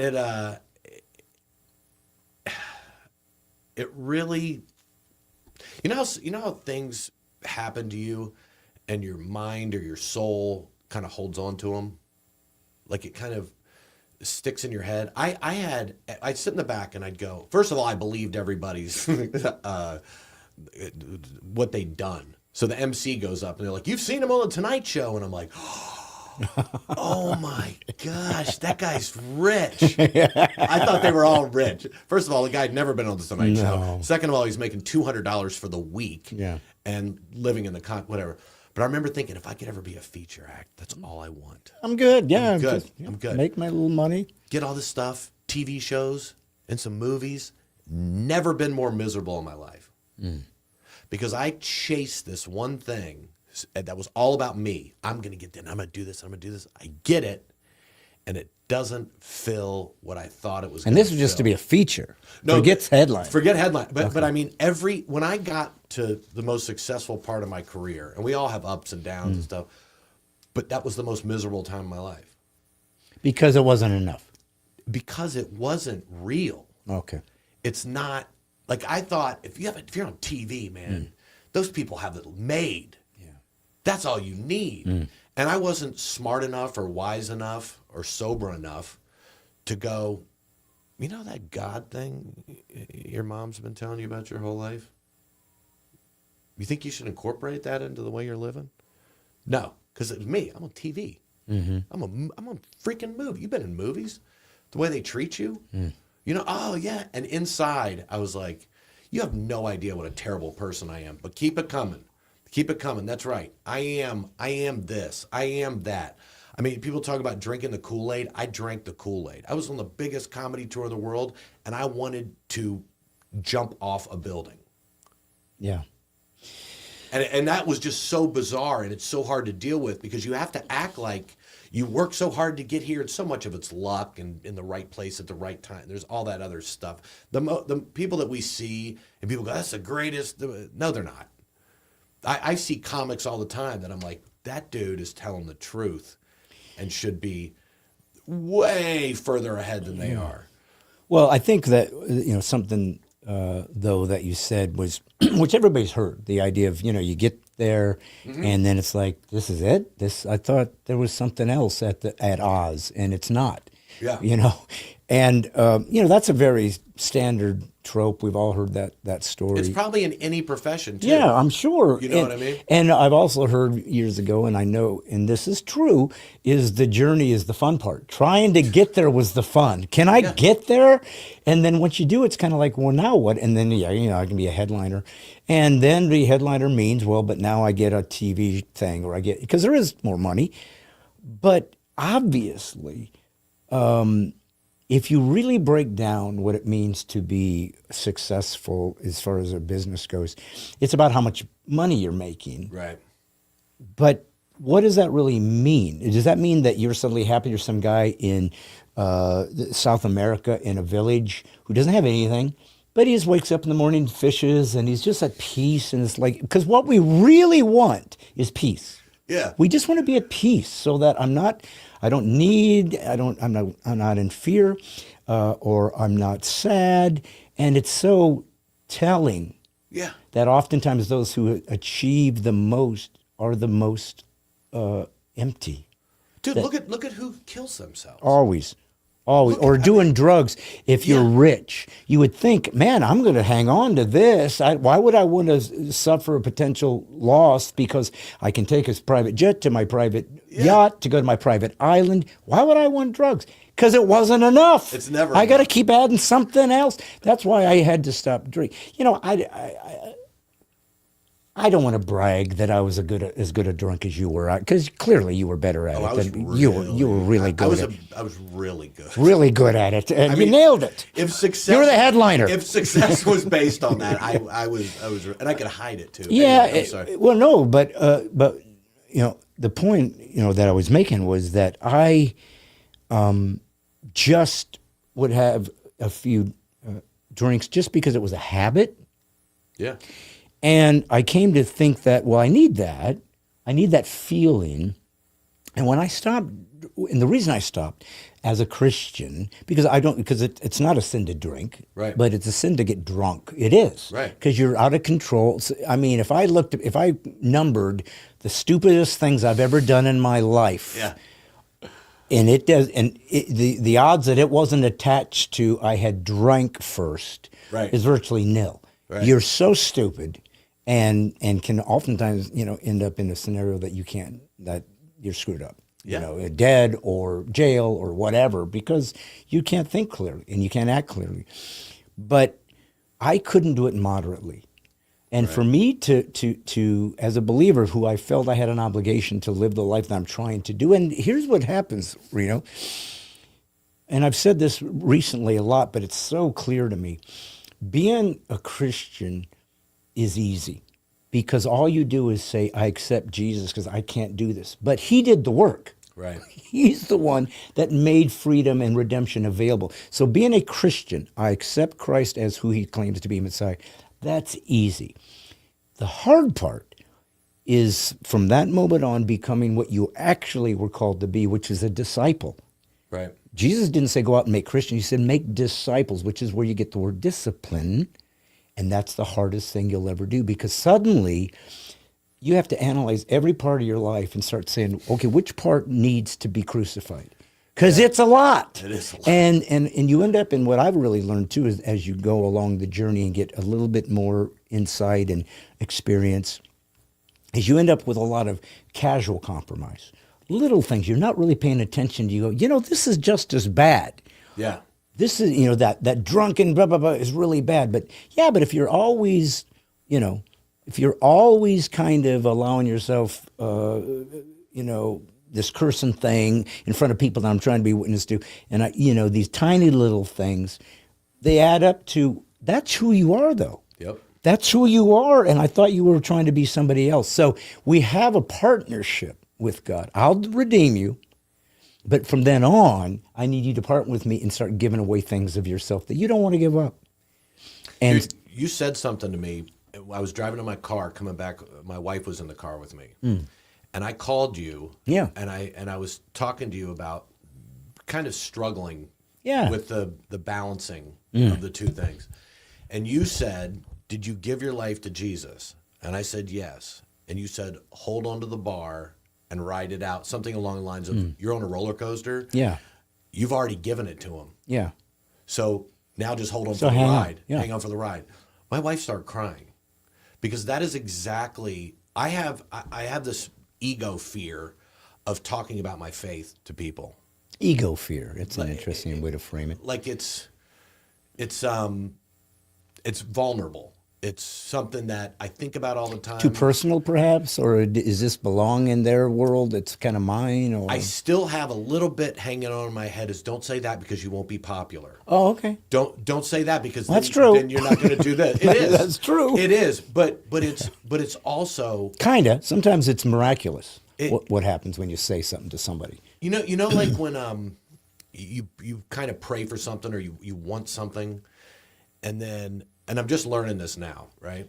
And like I said, I mean I'm trying hard working on my faith, and right now more so than I ever have in my life. And I don't know if it's because I always say, and I hate to be shticky, but I say in my act, I'm like, I want to get up to heaven and have Jesus go, hey man, those first 45 years were a dumpster fire. But I love what you did at the end. Get in, you little freak. But you're saying that on stage now. Yeah. So that's quite a leap, my friend. Oh, I mean, dude. that's talk about vulnerable, or potentially not a career move. I've had people say, we're in the business of selling booze, and you're talking about being a recovering alcoholic, and you know what I mean? Yeah. It's like, because a lot of places they look at it, because I used to sell, here was my reputation, sold more booze than any other comic that came to the club, but was it worth it to go up against having to clean up dip spit and the cups and all the stuff rednecks left behind? Because they they sneak their own, but so I was the guy that, hey, well, no matter what happens, he'll be drinking, they'll be drinking. It was almost kind of my persona, and I started to think, that's who I am. I have a hangover or my head hurts, but you know what? Got a show. Shot. Well, Reno, and I didn't mean to interrupt you, but that was who you were. I mean, it's kind of like 100%. It was a business. Yeah. And you're a commodity, and you said, when I do this, they have to laugh because I'm a comic. But if I can generate revenue, I work. So it is a business. It's just an odd one in like what you said about our particular craft is just unique and I like what you said is like, in most professions, if you're an alcoholic or whatever, it's going to cost you everything. If you'll lose your license, if you're a doctor or a pharmacist, I mean, that you go to prison because you were given, you couldn't hurt somebody. And he said, but not mine. Not in mine. It's a celebration. Mine's, and I've never really thought about that way. But that is true. There's almost, or could be, depending on the genre of your style, a hedonism that goes with comedy. It's like, it's like all bets are off. Yeah. You do whatever you want. We're the comics. We say whatever we want. We do whatever we want. We can talk about, and nowadays, and you said you started in 96, and I think I started 90-ish. So, and in the C rooms or whatever. So you're seeing the worst comedy, including me. Some of them you have to get drunk for. But that the crassness, the blueness, the topic that can be just really inappropriate. I mean, just in a civil society. Right. Come on. Right. This isn't funny, really. And I have an odd, especially as a Christian guy, perspective, though, man. I believe in free speech. I don't censor. I think you should be. I don't think there's such a thing as hate speech. I don't believe in that.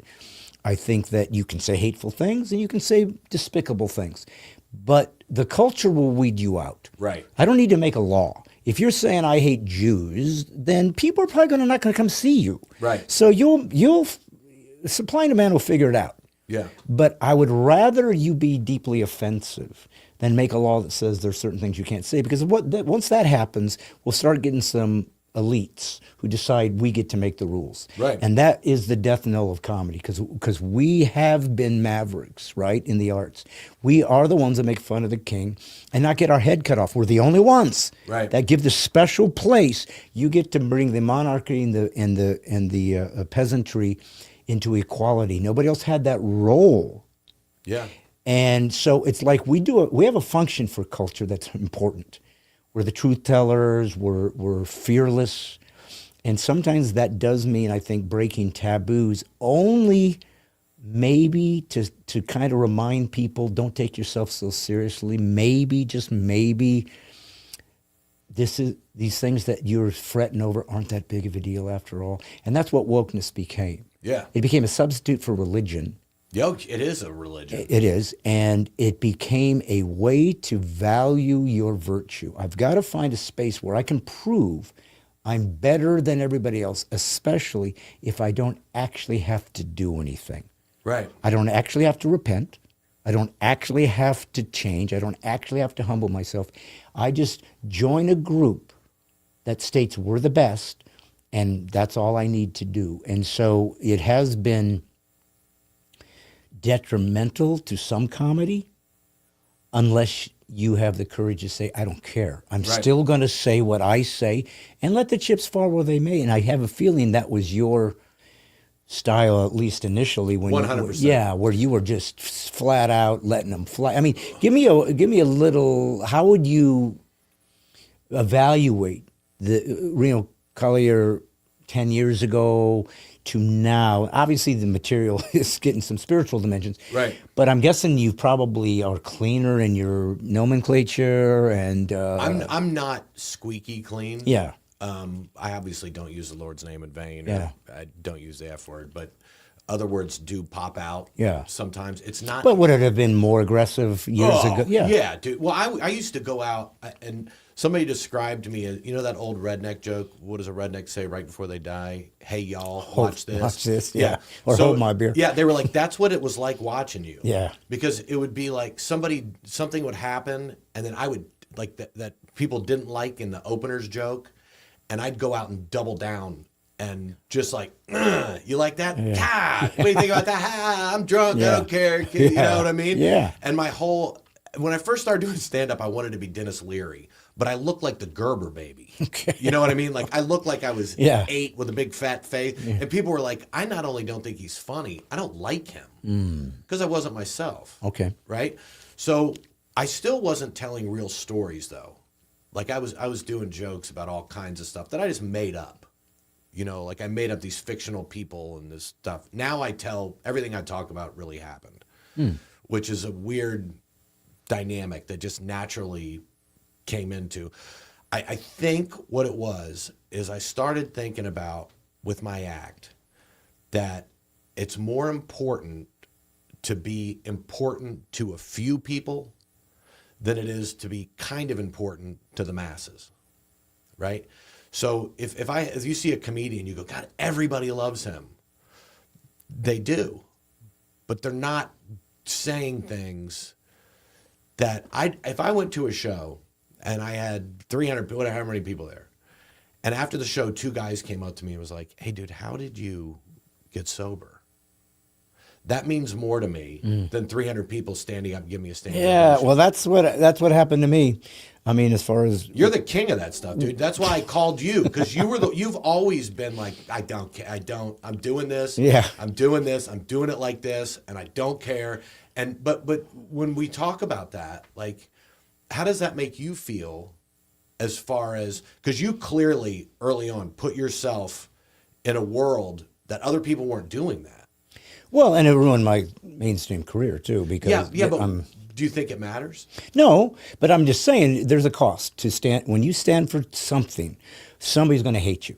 Right, If but don't you sta- think it comes down to what you think is important? Oh, of course. Yeah, No, I had no option. but that's a real comic. Okay. Like a real Dave Chappelle says exactly. You may not like him, but he says exactly. Yeah. You know what you're getting. And sometimes, but don't you think, Reno, that people, comics like that, it's not just that we look at them as courageous, but, or having the guts to say this thing, because that's going to have some blowback. But don't we also think there's something that intrinsically we're thinking to ourselves, this, not only did he say it, it needs to be said. Yeah. Like it's important that this needs to be in the atmosphere, because who else is going to do it? If they steal it from us, as the comics, if we lose the free speech, where do you go? Yeah. If we can't do it, who else is going to? There's not going to be a politician, Right. Because they're all about the game, Yeah. and hiding who they are. It's not going to be. It's not going to be. I don't even know who. Maybe musicians to a certain degree, but they can mask it in a pretty melody, and they can kind of put They're it between. the worst. Yeah. They're the. I mean that showmanship of saying I'm so this. That's all a portray. It's like people on social media. That's not really who you are. Yeah. Yeah. That's you're Right. you put these videos up and your thought is I want people to perceive me like this. I control the entire Yeah. environment. That's why Trump won. Yeah. He goes on and talks to somebody for 2 hours and the other person won't talk to anybody Yeah. except in little clips. Yeah. And it's like nobody knows you. No. We know your facade. Yeah. But who are you? For you and I sitting here talking, I'm talking to you differently now than I was when we first started. Yeah. Okay. Right? You Yeah. know what I mean? Like it Because takes we're a getting our minute sea to legs, like peel we're- the onion. yeah, Yeah, yeah. get down to it. And as far as people saying what they really believe, and people go, well, you shouldn't say this, you shouldn't say that. Don't you want to know? Like if you live in a village and there's a guy who wants to set his house on fire, wouldn't you rather him have the ability to go, hey, I'm thinking about setting the house on fire? Now you know who that guy Yeah, is. He's right, a fire right, starter, right. You want to know That's right. who people are. Well, that's what going back to what I said about I don't believe in hate speech. It's not only because I believe in the freedom of agency, which is a Christian, Jewish idea too, but agency as in God gives us permission to do whatever we want. Believe in him, don't believe him, follow him, don't follow him, sin, don't. He doesn't care. He doesn't care in that he doesn't want to restrict you, because that way, whatever you are is authentic. Whatever you are, at least it's kind of really who you are. You might fake yourself out Right. by not telling people this, but the Bible's clear. Your fruit exposes everything. Yep. You can say anything you want. I see how you live. That's who you are. That's right. That's the end of that. And I mask it with the words or with the facade, which is why actors, have such a false perception of who they are and can and maintain that, because they're always playing somebody who was written for them. That's perfect. Yeah. The guy can always beat up 10 guys because he's a freaking super agent, and the woman, has the right perfect lines, and it's all crafted and created and manufactured, and they oftentimes are scared to go on a talk show because suddenly I see who you are. But it makes me think about this. It was a good point you brought up, because I think one of the things that I want to explore a little bit with you is what people don't understand about those of us in the business, and I mean that in general, just entertainment business, because it is unique. Yeah. It's not a typical job. It's just odd and different. But there's a fame that can go with it, clearly. And I've always said, and I haven't always said, but I started saying, I would rather be popular than famous. And what I meant by that, and maybe there's not a distinction, it's something I created in my own head, but I want to be popular in that I want people to like what I do, because then it lets me do it. That's all I'm saying. If nobody wants what I do, then I don't have any means to make a living or to do what I think is important. But fame comes with a price that is very difficult to overcome. You start believing your press, or you can. Oh, yeah. Your ego is unchecked because everybody's telling you you're better than all of us. You're greater than all of us. Why? Because I'm an actor. Right. And you played that cool role, so can I be in your presence? It's like, how did we come up with that? Yeah, if you didn't know anything about it, say you're just new to planet Earth, and somebody goes, "Who are the most important people in this country?" Oh, the actors. What do they? What do they do? They pretend like there's somebody They else. pretend like there's somebody So we celebrate them because they're four. Right. You know Right. what I mean? Like, Right. what do we? That's who we look when they talk about politics and stuff. You don't even. And everybody says it. You don't even live in the same world. Right. You're not even. Well, you don't understand. Well, what I've discovered is, and it's what the progressive are constantly leveraging, is again the pretense of who you are. I'll just say the words, but here's the key: if it costs you nothing, it's hypocrisy. It's BS, because it's easy to be in a gated community and have a chef and fly wherever you want to and take a vacation. I mean, how many shots of of some actor going, yeah, here's just me in Cabo. Oh, here's me in France. It's like, how many vacations you guys get? Yeah. And you're down to earth. You know, where you're relatable because you play a relatable person. That's like Hollywood You play tough guys. yeah. Robert De Niro's the toughest gangster, and then they show him with lifts on his shoes, Right. and it's like, is he like? Yeah. Is the And they end up having to live up to this thing. Oh, yeah. They have to, how do I do? And so you play the tough guy, even at his, he was anti-Trump and just went nuts over. In this very contained environment of protection, nothing's at stake. Yeah. Because you get to go back to your multi-million-dollar whatever. yeah? And say, didn't I do a good thing? I stood up for the downtrodden and for the regular guy. By the way, regular guy, keep spending money to watch my movies, but I'm not sacrificing nothing. Yeah. I'm keeping all 10 homes, keeping my jets. It's not going to cost me anything, but just, but if I make you feel good about your lowly position, Dude, I think I've done my job. it's based off the fact that they know they get paid to pretend, right? And there's got to be a guilt with that. So they go, okay, especially to a progressive, Right. who that's all they have is image. So what I'm going to do is I'm going to use my platform to take up for the peasants. And I'm going to go out and talk about their needs and their wants. Yeah. Do you know any? No. And then they're like, Consuela, fix the toilet. Right. And it's like, wait, hold up, dude. Life isn't just one race. Yeah, that's right. Like, you may have won the rich person race, but now let's see how you competed in the I took care of my family race. Let's look at how you competed taking care of your friends. Yeah. Let's look at your faith. Where are you? So you might be way up here as far as I was in 10 movies last year. Where are your kids? Yeah. Where are you? Where's your wife? Where's your husband? How many, you know what I mean? Like, Well, and you start seeing the results of that in so many of these actors who the further left they are, how many of their kids are suddenly trans. yeah. It's like, the what? The trans thing is everywhere. Yeah. I mean, it is. But there's a it's in status trailer to park- those right, guys. But they're doing it on purpose. They want it. Yeah, it's a prestige. They're not fighting it. They want it to be there. It's such a weird dynamic in what it means to be successful. Is successful coming home and your kids hug you and your wife hugs you and you guys sit and hang out and watch a movie and goof off and eat popcorn? I remember one of my buddies told me, and luckily when I went into recovery, all my friends were either dead or in AA or NA and stuff. I mean, seriously, yeah. Like, so I mean, I had a few that weren't, but I mean, most my friends were drastic. And I was talking, and I decided I was going to stop drinking on Christmas Day, right?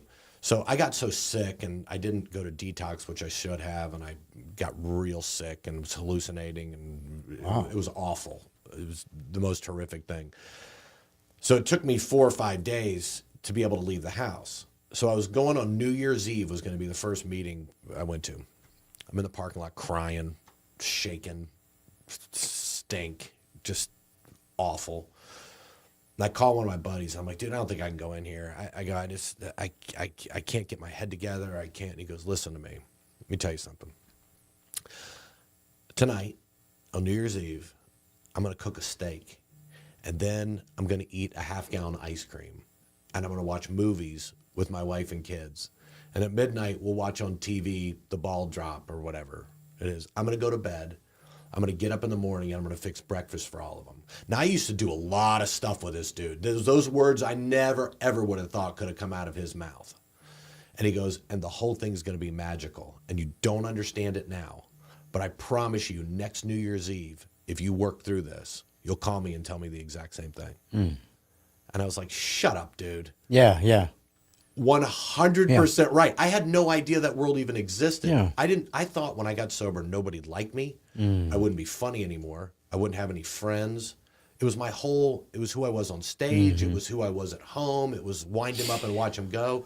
I got to say that I'm surprised maybe a little bit, or just curious. You know, it would seem to me that if you're drunk, I mean, seriously drunk, that it would be harder to stay tight and to stay, you know, because you have to, you know, be on track and keep everything smoothly flowing properly. On and stage? on stage. So, I mean, and maybe because you were so good at managing, and some people certainly Not if your character is a drunk. Okay. That's why I did it. But I'm talking about as an actual comic who we have a lot going on in our head because we got to keep things rolling, and we have to be so sensitive to the room. And I'm losing. I got to go over here, or this joke isn't working. I'll go ahead and do this one instead. We have all this sort of seat of our pants thing we sometimes have to do if things aren't working properly. I would just think to be inebriated maybe would make you less effective, perhaps, unless you feel like my crowd was so into me. I did shows I don't remember doing. Yeah, okay. So... And somehow I got through it. Now, what my friends will tell me now is they were like, you were having so much fun that people weren't necessarily, it wasn't like you had some brilliant joke writing. All right. They were like, I can't believe the guy just said that. Okay.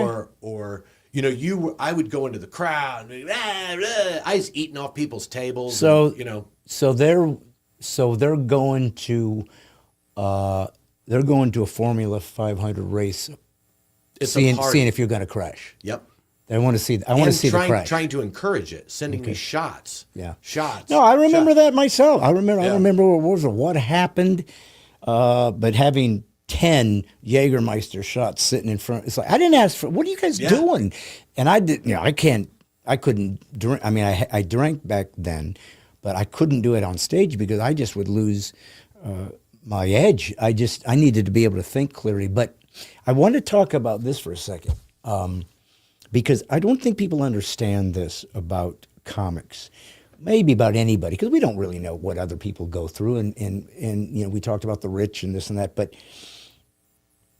a facade is easy to create, but get behind the, you know, there's I live next to Governor's Club. These are multi-million-dollar mansions. They look like they got it down. It's 3 Ferraris. You walk into some of those homes, it's misery, right? Or I don't know that they're not in debt. Or there's no furniture. Yeah, we don't know what's good. Yeah. So it's easy to project what you want it to look like.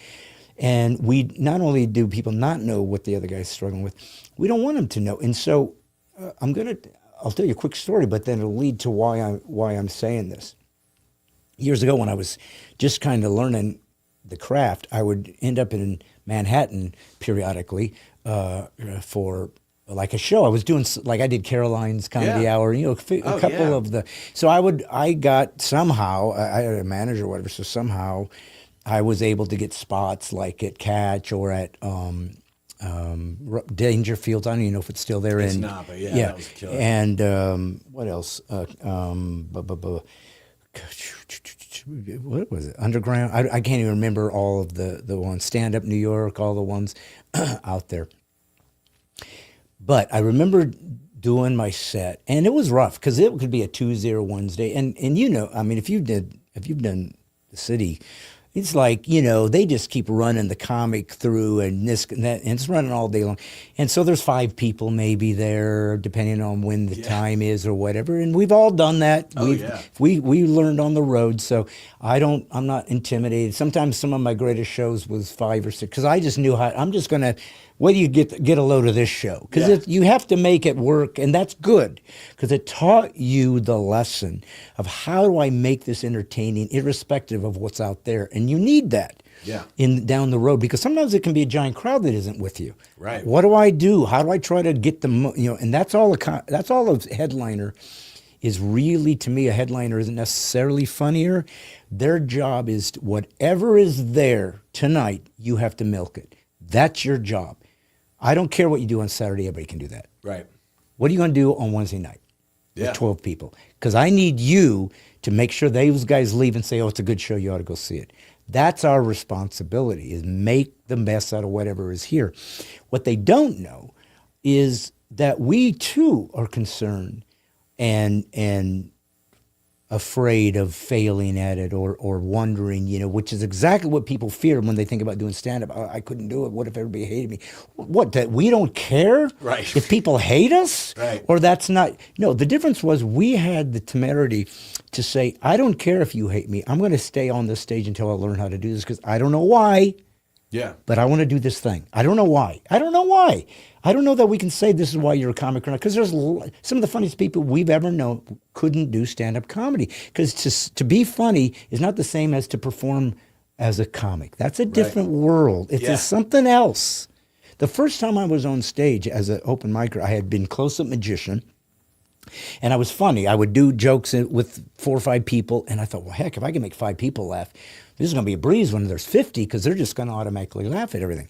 So I had a magician friend, and he said, hey, if you go up on stage and do your comedy magic act, because I was just too nervous to go up and try it, I'll do some time on stage. He was a magician. He was going to go do 5 minutes. I was like, okay, so it was a fun thing. He called in. It was the Laugh Stop Newport Beach. I don't know if you ever remember the Laugh Stops or if that one was around. It was a great club. Yeah.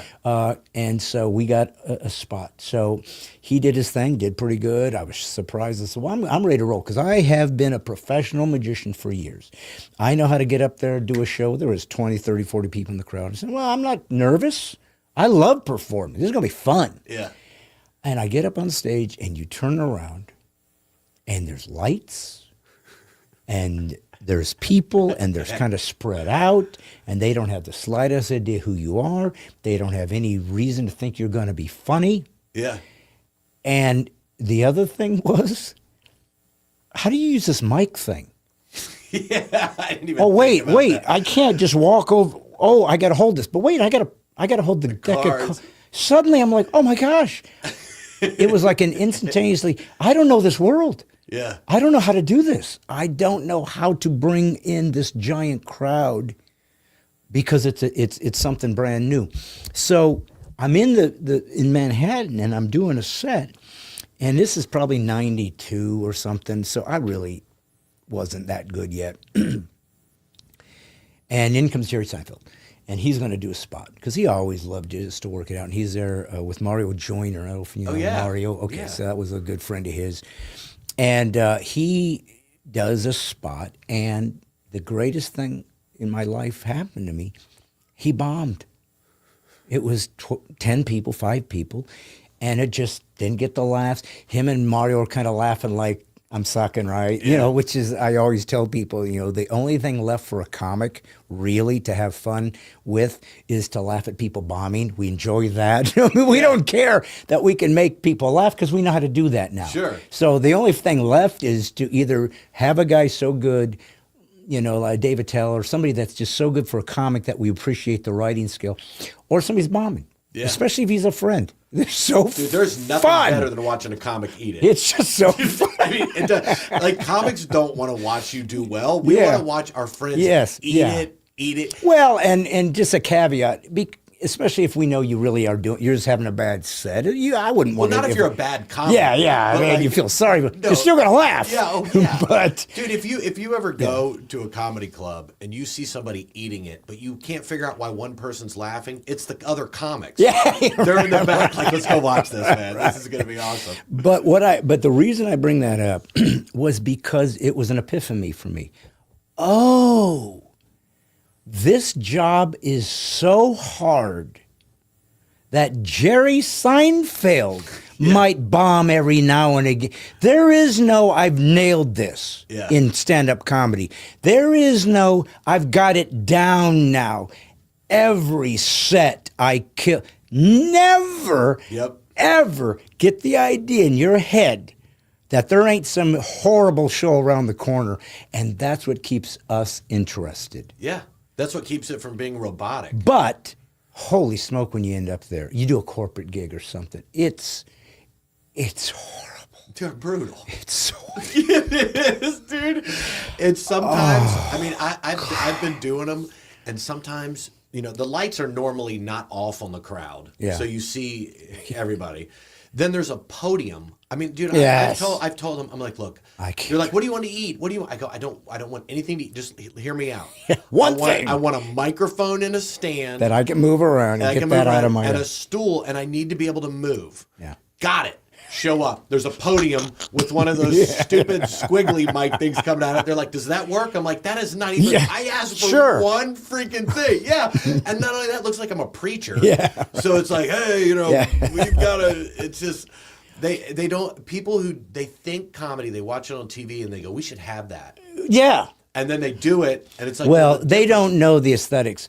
They watch you on a YouTube thing where you filmed it in front of 500 people, 1,000 people with perfect lighting, perfect set, perfect concept, perfect editing, perfect everything, because there is theater to this. Oh, sure. And it does matter why a good mic is better than a bad one or why lighting is important. And they say, this guy is so funny. Listen, I want to have you, it's outside, it's at the carnival, so there will be a tilt-a-whirl, but listen, and we got a Kmart mic. But here's the thing, people will be sitting on the grass and they don't have to come. They can just walk in and walk out. I mean, we've all done those. Yeah. And they think, now go be funny. And it's like, you have no, I'll do it and I'll take your money. Dude, I went. This is going sideways and I'm just going to deal with it. Dude, I went on Huckabee and it was, I told him, like, there's no way you can be president. You're way too good of a dude. Yeah. Like, he's phenomenal. He is. But somebody, this church in Texas saw me on Huckabee and wanted to book me. So they booked me to do a church show. Now, at that point, I'd only done one show in a church, and it's a whole part of my act now, talking about it and how wonderful it was, but how jacked up it was, and the whole thing. I do like 10 minutes on it. But he wants to book me, and I'm like, all right, cool. And I'm like, what's the name of the church? And he tells me the name of the church and everything. He's like, I'm like, okay. So I had one in Dallas, and then I had to go out in the middle of nowhere in Texas, down west of San Antonio to do this thing.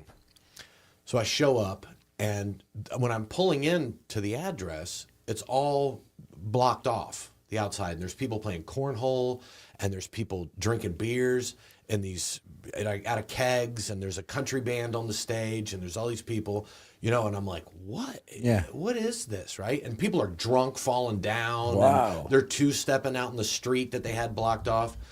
And I go up to the guy, and I find him, and there's he and like 10 other people in these church T-shirts. And I go, hey, where are we doing the show? And he goes, on that stage where the band is. It's like an outreach event. They've decided And I go, to book you during the... yeah. And I go, dude, I thought I was doing a church show. Like, I've gone through my act and cleaned everything out. And he goes, no, I know. He goes, it's not at a church. I go, why am I doing it here then? And he goes, because I want you to go up there and change these people's hearts. That's what I said. It was an outreach event. Yeah. I didn't know what that was. And I'm like, why didn't you tell me this? And he's like, oh, it's going to be fine. So then these drunks are coming up to me like, man, I love you. You're going to do that blankety blank blank blank thing from that blankety blank, and I'm like, So people recognize. they recognize me from the blue collar stuff, right. and then they want to hear me be dirty, and I have 10 people in right. church t-shirts standing in front cheering, and they're like, let's pray, and I'm like, we're going to need to. Oh. And, you know what I mean? And we prayed and everything, and I went up there, and it was the biggest battle in my head of my ego going, make the rednecks laugh, make the rednecks laugh. No, be true to the church. They're paying you. You want to try to, but I'm like, dude, I'm not in the, I'm nervous. I'm nervous for you right now. I was freaking right now. out. Then not only that, the stage is here. Then there's a 2-lane road that goes in front of it. And then the people are on the other side of the thing. So I tell a joke, and the people from the church were clapping and jumping up and down, not at the punchline. Like they thought we need to help him. So let's cheer and clap for the thing. Dude, it was the longest hour of my life. And while I'm doing it, the bands are changing out, the drums and everything. Always. Listen, while we are moving gear behind you, comic will just fill in that space. Yeah. You know, we're the little clown. Put on your little shoes and do a little dance. Yeah, I've had that too. Well, what I was getting at with the Seinfeld thing was the idea that there's no I've arrived in stand-up comedy. And look, I mean, sure, I guess if you're in a band, you have bad sets too, or what. I'm not acting like we're the only ones. But to think that you could bomb is something you think, well, at least I'm beyond that. And it's pretty rare, obviously, if you've reached that level. But depending on the group or the particular weird thing that happens, like the corporate thing is because they're not really there to see you. Maybe they don't know you. They're certainly not in the mood. They probably listen to a bunch of lectures. They just want to go afterwards and get drunk and be done with this stupid convention. So they don't care that you're there. I've heard Brian Regan talk about bombing if he's bombing. Dude, he's the greatest. Of course. So if he's bombing, there you have it. But again, I'm all over the place because I'm talking to a comic, so it's fun to just relive with somebody that I can go, oh, you too? But I guess, the point I was going to get was this. You said it when we first started this conversation, is that, there does seem to oftentimes be some kind of character trait, perhaps, to people that go into stand-up comedy that somehow is wrestling with value as a person. Yeah. Perhaps it's an insecurity. It certainly could have a lot to do with being felt seen. So that could have a family of origin thing. I'm not saying that happened, but it's, and that doesn't always mean it's some alcoholic abusive dad. Sometimes it's you had a nice family, but there were missing pieces. Yeah. That you needed and you didn't get it, and that's okay. I'm a parent now. You're a parent. It's hard. Yeah, it is. Yeah. I'm a broken guy trying to fix broken people. How do you do that? Right. And I'm just learning my journey, but somehow in the meantime, I'm nailing them perfectly with how to live their life. But I guess what I was getting at was I don't know that people would think that if you've been professional and successful, that you would ever care anymore about criticism. I'm not going to speak for you, but I think I can. But we do. If I have a clip out, there's all these clips on YouTube, and I'm sure you do too, and people respond. And the problem is, if it's on Facebook or something, they didn't ask for it. It could just end up in their thread, your clip. They'd say, who's this guy? Well, that means it's going to people that aren't necessarily of my ilk. They're not a Christian, or they're not a conservative, or they're not a patriot. There's a style of comedy that I just decided to go full bore in, and that has its fan base, but it certainly has those who aren't. Right. And they insult and they don't like it. And I've had to learn to kind of let that roll off my back. Like it's still, no, I don't want you to, and I certainly don't want you to, and here's, I want to get your thoughts on this. Because they always start it with, this guy's not even funny. Right. Always start it with that. And I always want to say to them, well, if you want to say, I don't think this guy's even funny, that's a subjective opinion that you certainly have the right to have. But do you see what I'm doing? And you see all the people laughing? What do you mean he's not funny? Then what is wrong? What are they laughing at? How did I buy and sell 3 homes? Right. Doing something I'm not funny at. Right. How did I do that? So clearly it's just they don't like my style, or they just are anonymously like to take jabs at people. That's the evil toxicity of the internet. but I still feel it. Oh yeah. And so I don't think people know, or maybe they do. Maybe they're hopeful that you feel it because they want got you their to. own junk. They want you to. When they say he's not funny, first of all, they think they're speaking on behalf of everybody. You're not funny. Okay, I'm not funny to you. Yeah. You didn't, like you just said, you didn't add that part. So now you speak on behalf of everybody. If you, and I do this, I'm a psychopath, but when I see those, I'll go to their page. It immediately tells me why they don't like me. Right, I can right, pinpoint in my head the joke that they decided Yeah. he's not funny. Right. So it's really, I got kicked off the Opry because 3 people complained and they were all sitting together. It's not the Opry's fault. I don't blame the Opry at all. But they tagged Humana, who was the sponsor, and said I was racist. Oh, okay. I was talking about white people being lazy. Oh, Working construction.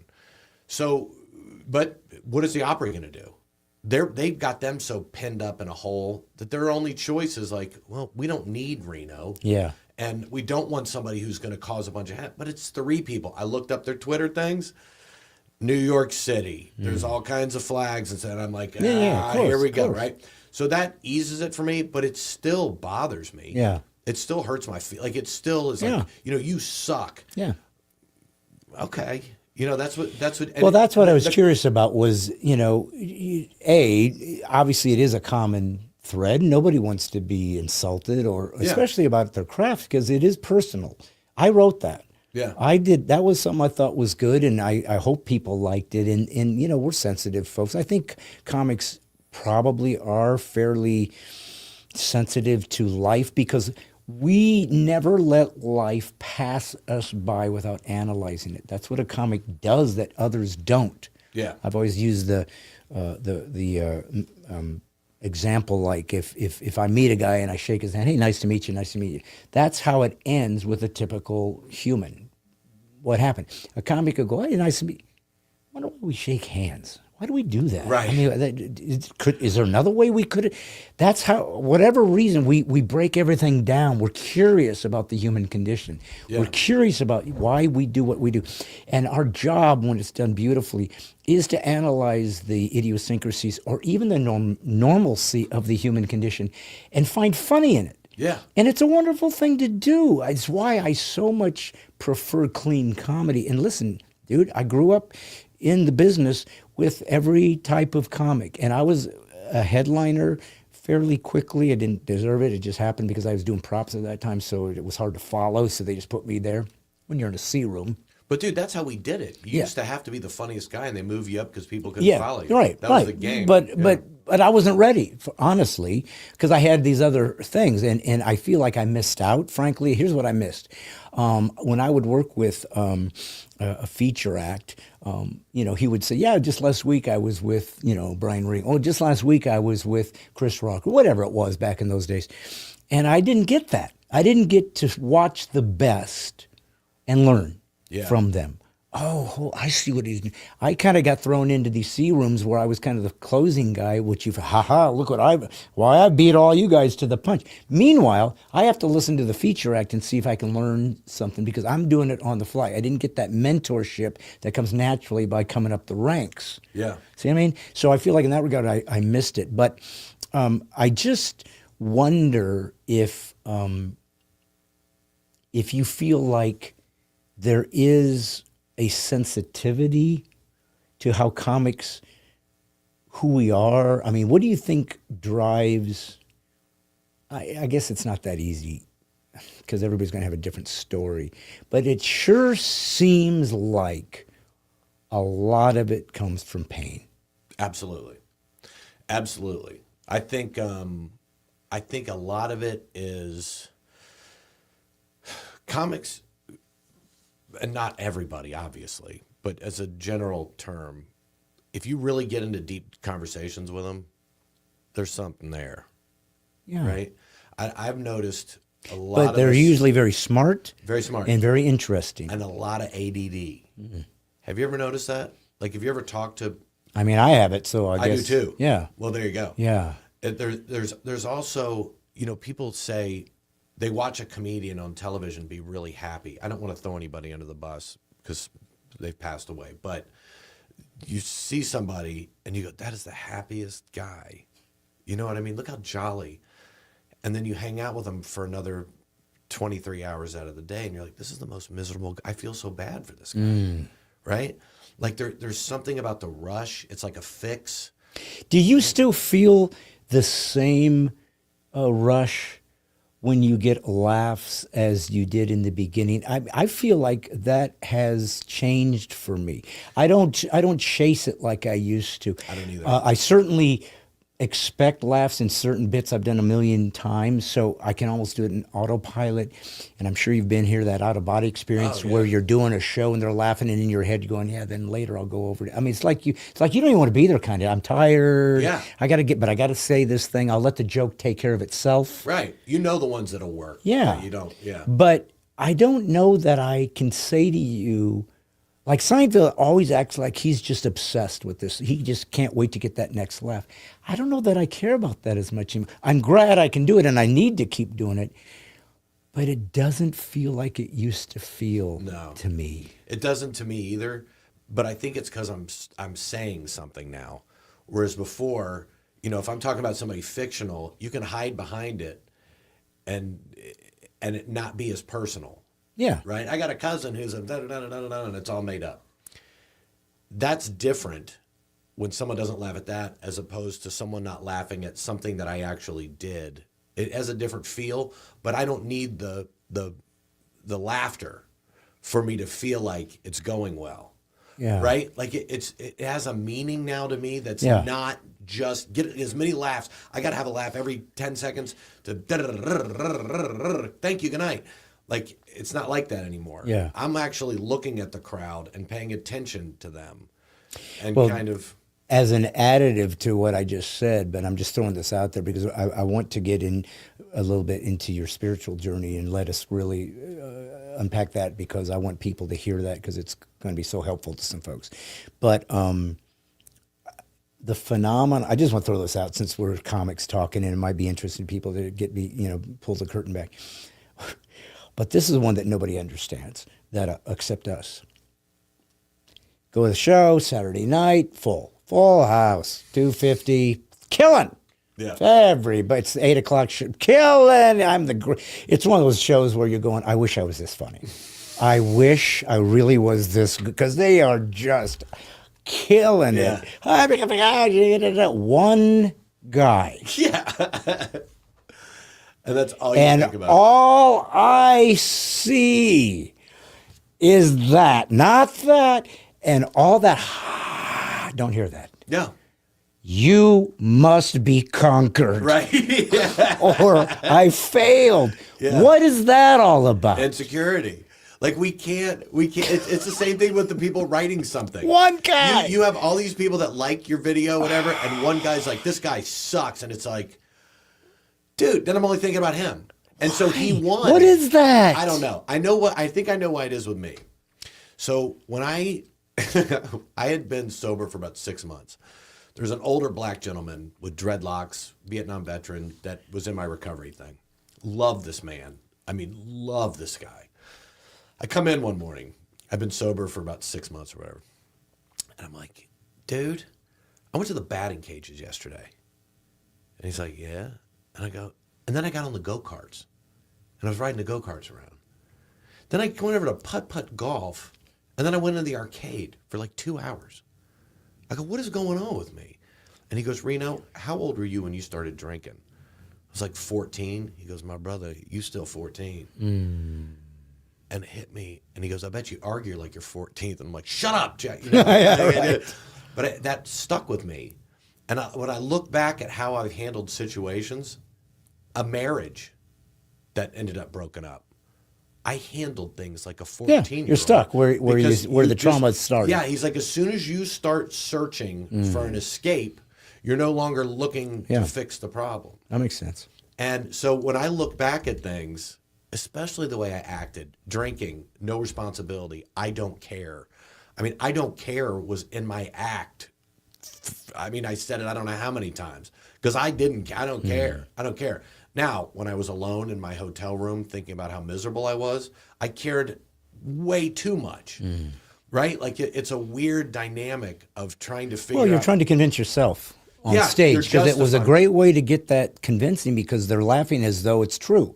Yeah, you walk off stage It's and you go, real, oh, right? I am okay. Yeah, right. I am okay. Okay, we're Do gonna I get a have- drink. Yeah. Do I have 2 cousins that are dwarfs? Yeah, No. right. But I got a huge laugh. I'm great. Yeah, yeah. You know, like it doesn't, it's a weird thing in the brain, man, where you Yeah. start maneuvering through all that. But I guess what I was kind of summarizing was that it has to be the human condition. We're all battling with value, with purpose, with meaning. Why am I here? It's the oldest question in the book. But also this idea of where do you find your peace? Where do you find that thing which gives you a sense of value, of okayness? This is enough now. That search. Yeah. And it's always simplicity, right? Whatever it is that you'll begin to find is pretty simple. Believe it or not, God is pretty simple. I mean, obviously, he's beyond our grasp, but to a certain degree, he's not complicated. He's the creator. He's the thought, the mind, the engineer. And he made us and loved us enough to make sure that we could find him once things went sideways. But I'm wondering, I guess, a little bit about as we get towards the end, and I don't mind you going. I like these conversations to be organic and true, and if they're getting somewhere, I don't care how long they go. And like you said, sometimes they get better when people get loose and they kind of find the groove that this is taking us. But I guess I would preface this segment into your life coming back to what you said about, me, and you said, I guess you watched some of my stuff and you saw truth. But you need to know something. I didn't have a choice. Once you find the truth, you can't go back. You can try to ignore it, or you can try to run from it. And you went, my joke is, you end up on the beach in whale vomit enough times, you go, maybe I need to head to Nineveh. Once you're called, you can't escape. Yeah. And that's what you said to me about grab hold and. Because it's too late. And it's a beautiful thing. It's a beautiful thing because God says, I choose you, son. Hang on, we're going for a ride. And it's going to be good, but it's going to be hard. Yeah. It's going to be hard. And I'm grateful for that. But when I began to work in churches, the exact same thing happened. And by the way, I started in churches by accident. There was a company, and I lived in Southern California, called Clean Comedians. That's all they booked was, and I'm go, oh, good. I'm already clean. Another revenue source. It was always business for me. Right. I'm a producer. I think like Sure. that. Okay, I can do this, but I also can make money doing it over, blah, blah, blah. Well, they started booking churches. And I'm like, I grew up in the church. Like, I never saw a comic in the church my whole, what? They do? Okay. But I wasn't worried. I don't have to clean up my act. It's clean. Yeah. I don't have to wonder what these people accept or not accept because they're my people. But once I started performing for them, I felt like, well, I'm amongst my own, and we have some other commonalities that I don't necessarily have with other audiences. So I'm going to start saying things about our faith because I'm looking for a way to communicate with these people. That's my job. Yeah. I would say moments of inspiration or faith or whatever, and there's laugh, which I'm used to. And then suddenly, what? This idea of leaning in, like, wait a minute, now he's saying something that I really need to hear, and it brings him out of the laughter, which you think is a death knell. I've screwed up, I'm a comic. Right. But I sensed that they were getting something they needed, and I told my wife years ago, I don't know what this means, but I think I'm called to ministry. And this is 20-something years ago, and she's like, I didn't kind of marry a preacher. I don't understand what's happening. Yeah. And we were Christians, but that's a big step. Suddenly it's something else, right? And I said, I don't know, and here's how I framed it. And then I'm going to give you the court because I want to hear that story of what has liberated you. But I said, all I know is when they laugh, I'm doing something that's fun, and I enjoy that, and I'm glad I can help people laugh. It's a fun thing. It's a gift. But when I say truthful things, and I can tell that it's sinking in, and the way I framed it was, this is who I am. Yeah. This is why I was given to the earth, to say these things. And what I found out long down the journey was your gift isn't comedy, that's your flavor. That's your delivery system. Yeah. Your gift is you communicate things that need to be heard. That's a prophetic voice, and I mean that literally because the Bible says some are pastors and probably. It just means I say hard things Yeah. to the people that I love that aren't taking this seriously, because the idea of what it means to be a true believer is so much more difficult than we have been taught in America, that it's caused a lot of problems in the church because they're weak people. They're Yeah. milk drinkers, and God said, I need warriors, man. Yeah. You're about to go fighting the enemy that is the greatest enemy that's ever existed. You better buckle up, man. This isn't, and you become a believer, and you think now it's all going to get better, and there'll be better things. But you're also going to realize this is going to cost me something. Holy smoke. So tell me about kind of what happened that took the drunk, funny, cares to the wind. I'm killing it. I'm a good comic. I can nail this stuff. I can work. I'm working with one of the top acts in the country. It's all there. And then it wasn't. So a lot of things happened kind of leading up to it. Do you know a guy named Keith Alberstadt, comedian? No. Nashville comedian. Years ago, he's Catholic, and years ago we were doing a show up in South Bend. I was probably 27 years old. I'd been blowing it out, going hardcore. And he wanted to go up and see Notre Dame.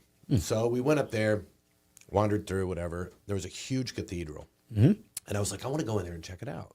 And he's like, go ahead. I've been in there 1,000 times. I'm going to keep walking. I'll meet you. So I go in. There's almost like 2 or 3 people, but it's enormous, right? You're basically in there by yourself. And I was like, you know what? I'm going to pray. I haven't prayed in a while. So I go in and I get down on a kneeler and I start praying. And I don't care if people think I'm crazy. It really doesn't matter. But like this overwhelming feeling of you have to stop drinking now. You're going to destroy your life.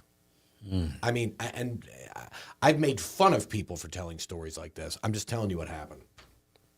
I get up, start walking back. Goosebumps. I have goosebumps right now. Stand up, walking back, and I'm just like, my brain's going crazy. And I stopped praying and got up. It freaked me out.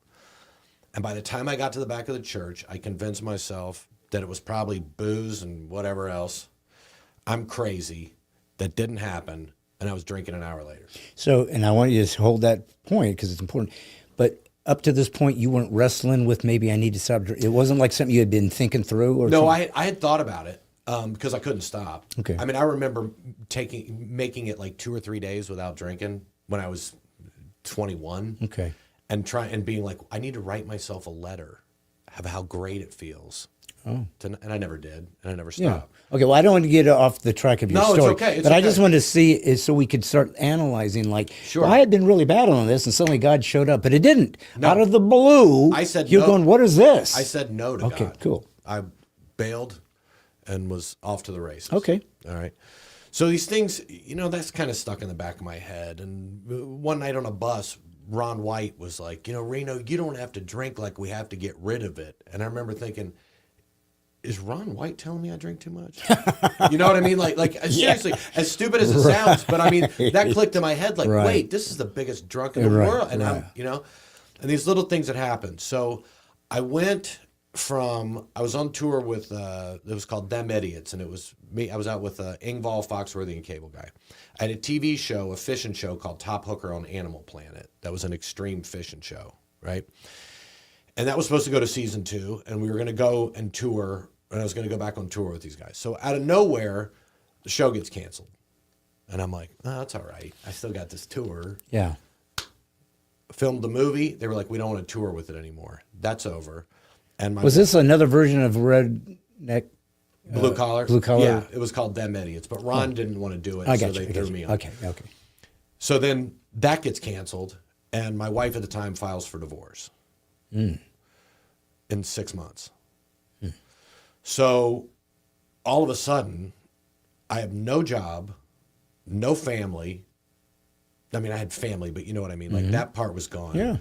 And I had to come up with $5,000 a month to pay alimony, whatever, with no job. So as that went down, I downshifted and hit the gas drinking. Like it was when I woke up, it was shaking, detoxing. You go through a point where you no longer have a drink because you want one. You have to have one. And if you have zero money and someone breaks into a car and they say, I needed to get booze, they're not getting. Like it completely takes you over. Yeah. I'm not saying they're a victim. They've done it themselves, but you know what I mean. So I met another woman who I'm married to now, and she was going to church, and my friends that set us up, I was actually going to the same church at the same time, and, you know, whatever. So we met, we started dating, and I was a wreck, dude. Like, I mean, shaking. I had no job, so I took these cruise deals. I couldn't even sign my name to get in the morning. I had to have somebody else sign my name, and I was throwing up, and it was just a nightmare. So I decide we're on the back porch. It's Thanksgiving, and I'm just crying. I'm drunk. I'm sick. The doctor said my liver was shutting down. They couldn't even tell if I had cirrhosis. Wow. I wouldn't stop drinking. My kidneys, all this stuff. And I'm like, I gotta stop.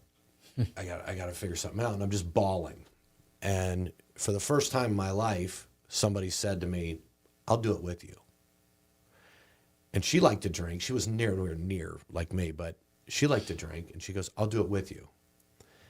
And we decided that we were going to get married, but I wanted to wait a year because you don't know what's going to happen. So anyway, I set the date for Christmas Day. In between Thanksgiving and Christmas Day, I drank like I was never going to be able to drink again, which for an alcoholic was 4 bottles of wine in a night was not any big deal. I was off to the races. So I go nuts, just pow, pow, pow, pow, pow, pow, pow, pow, pow. I stop on Christmas Day, and the day after Christmas, I went into detox. I should have gone to a hospital. I didn't understand exactly what was going to happen. I just thought, that's the day I'm going to stop drinking. I'm going to start going to meetings. I obviously had no idea what I was doing, and I spun out, and I was blacking out. I was sweating through the comforter into the bed. I was curled up. This orange stuff's coming out. My pee looked like Milo's tea. It was almost black. Wow. I couldn't stop shaking. I couldn't stop vomiting. I was sweating stuff. It was a nightmare. They'd call this doctor friend of ours, and I'm freaking out like I'm not going anywhere. All kinds of stuff's going on. I'm hallucinating. I'm yelling at my wife, who's now my wife. I'm like, stop singing those show tunes. Like I pictured her going, and she's like, honey, I'm not singing, and you wouldn't know a show tune if you were in the show. Like she's like, nothing's happening, and I'm just fever, everything. This went on for like 5 days, dude. I've never heard of it that extreme. That's crazy. Well, it was something I didn't investigate. I didn't think about, but I mean, dude, we're talking really from 18 until 45. I drank almost every day, and then a lot, and all of that has to come out. It almost killed me. Like she was taking my blood. It was a nightmare. Like I told you earlier, about 4 or 5 days, I make it out to go to this thing. So instead of someone forcing me to do it, I decided I was going to do it. So there was nothing that was going to stop me. You ever see Ray? You know the movie Ray with Jamie Foxx? Ray Charles. He decides he's not going to take anything to detox, and it literally is like that. Okay. So I start going into this recovery thing. I don't want to say the name of where I go, and the reason is because if you see me in 6 months drunk on the street, it was not their fault. It's my fault, right? So I start going, and I start to realize that God isn't what I thought it was. I was seeing people who were struggling to stay alive. People had lost everything. I remember my friend Leanne telling me, we did this radio show together, and she was like, honey, if you don't get on your knees, God will put you on your knees. Leanne Morgan? Yeah. And I was in a room with people who were drowning. I mean, you feel like you're in quicksand and you're holding a stick up and somebody's got to grab this. And I learned that the only thing that can grab that is God. I had tried to stop thousands of times by myself to no avail. I'd be like, I'm not drinking today. And without even thinking about it, my truck's in front of the liquor store and I'm getting a bottle of liquor. And I'm like, how did I get here? Like it was like that. And slowly I started to realize as I worked through this program that I'm a mess. It's not drinking, it's me. I think I know everything and act that way.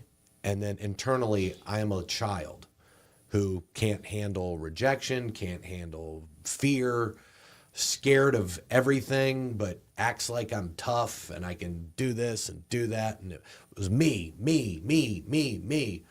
I did nice things for other people, but I made sure somebody else saw me do it. I would put on everything about me was fake. It felt like. And as I broke down the things I'd done to people and started to realize about forgiveness, about what it really means when somebody cares about you.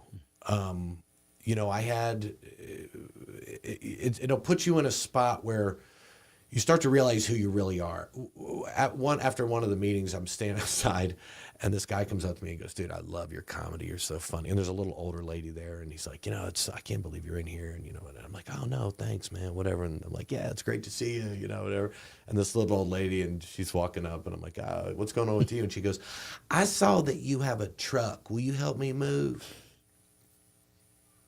Right? So which one of those is right? I went and helped that lady move, and I felt amazing. That guy saying that to me, that didn't mean anything, right? So I started to explore God. I started to kind of go, I don't read a lot because I ADD out, so I watch the 4 Gospels on Amazon. Like, it's word for word out of the Bible. The only problem with that is sometimes I pray and those faces pop in. It's like the thing that I get visions in my head, but it's an actor, and I'm like, that's not right. It's a living Bible. Stop watching and listen, But I just started listening and listening to Bible study. My wife, if you want to talk about women of the Bible, I got it. My wife does women's Bible studies with this Christy McClellan lady and brings them home. And then she does them again with me, because I always thought, like when I was a kid, I was like, yeah, even God doesn't think women are as important as men. You know what I mean? Like there's no women disciples. Turns out actually extremely important through everything. But I just started to investigate and started to pry a little bit and then started to learn about intention and not just, God, don't let me die tonight. Stuff like that. Don't let me have a heart attack. Don't let me, it was more be anxious for nothing, pray for everything. I'm still anxious about everything, but that's what I'm working on. There was a lot of stuff that my picture, because of my immaturity, God was a Sunday school God, right? Like, a big white beard and zaps you, And I started to find this love in my heart and through service with other people and talking and helping somebody else who I remember sitting there crying, throwing up in the bathrooms, these meetings and, shaking. And then I got to a point where it's like, oh, I'm kind of getting this. I'm feeling God. I'm starting to get something out of this as far as, faith. And I'm actually not that bad of a guy. I thought I was this terrible, horrific human being. And then I help somebody else, and service is the biggest part of it. And it's kind of a way, God is put almost on the back porch, was for me, where I pull him up, hey, come in the house, I need you now. All right, get back out there, I'm gonna do what I wanna do. And even in my, right now with faith, I have to, people always say, give it to God. And I want to do that. And that's what I called you about when we were talking. Yeah. I'm trying to do it, but if it starts to not go my way, I choke the life out of it. But what I learned was I start here with a prayer, right?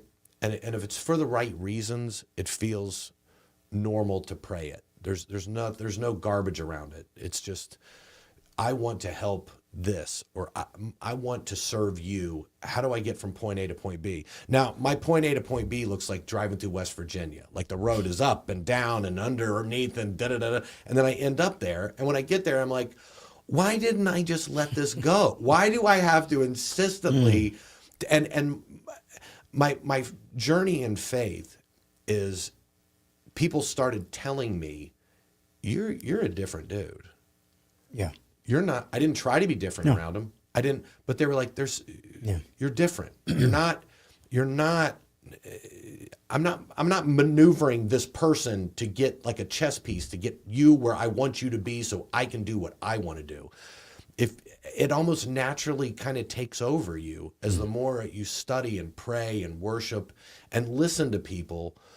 You have to be kind of careful, because I've gone down some rabbit holes of stuff and I'm like, well, that's not actually in the Bible. But before I didn't know what was in the Bible. So it was like, you know, but it's at a point where I'm just trying. I'm still broken, but I don't think you ever stop trying. Like, I'm going to tell you this. And I thought about, I don't know if I should, but who cares? You can cut it out if you need to. I'm like, I come home and I watch, a Bible study, and then I watch this, and then, I listen to these prayer meditations, and I'm, really, and I'm feeling it. And I go to the gym and I'm listening to this Bible, and I go to Kroger's, and when we go in, I walk over and I'm all sweaty and everything. And I just, right when I walk in, this lady comes up to me with a cart, and it's full of stuff, and it's like Pampers and stuff. And she's like, can I pray for you? And I was like, sure. And there's like 4 little kids, and they're dirty, and and I'm like, yeah. And she's like, I just want to pray for you. And I'm like, okay. And then she prays, and then she goes, can you help me?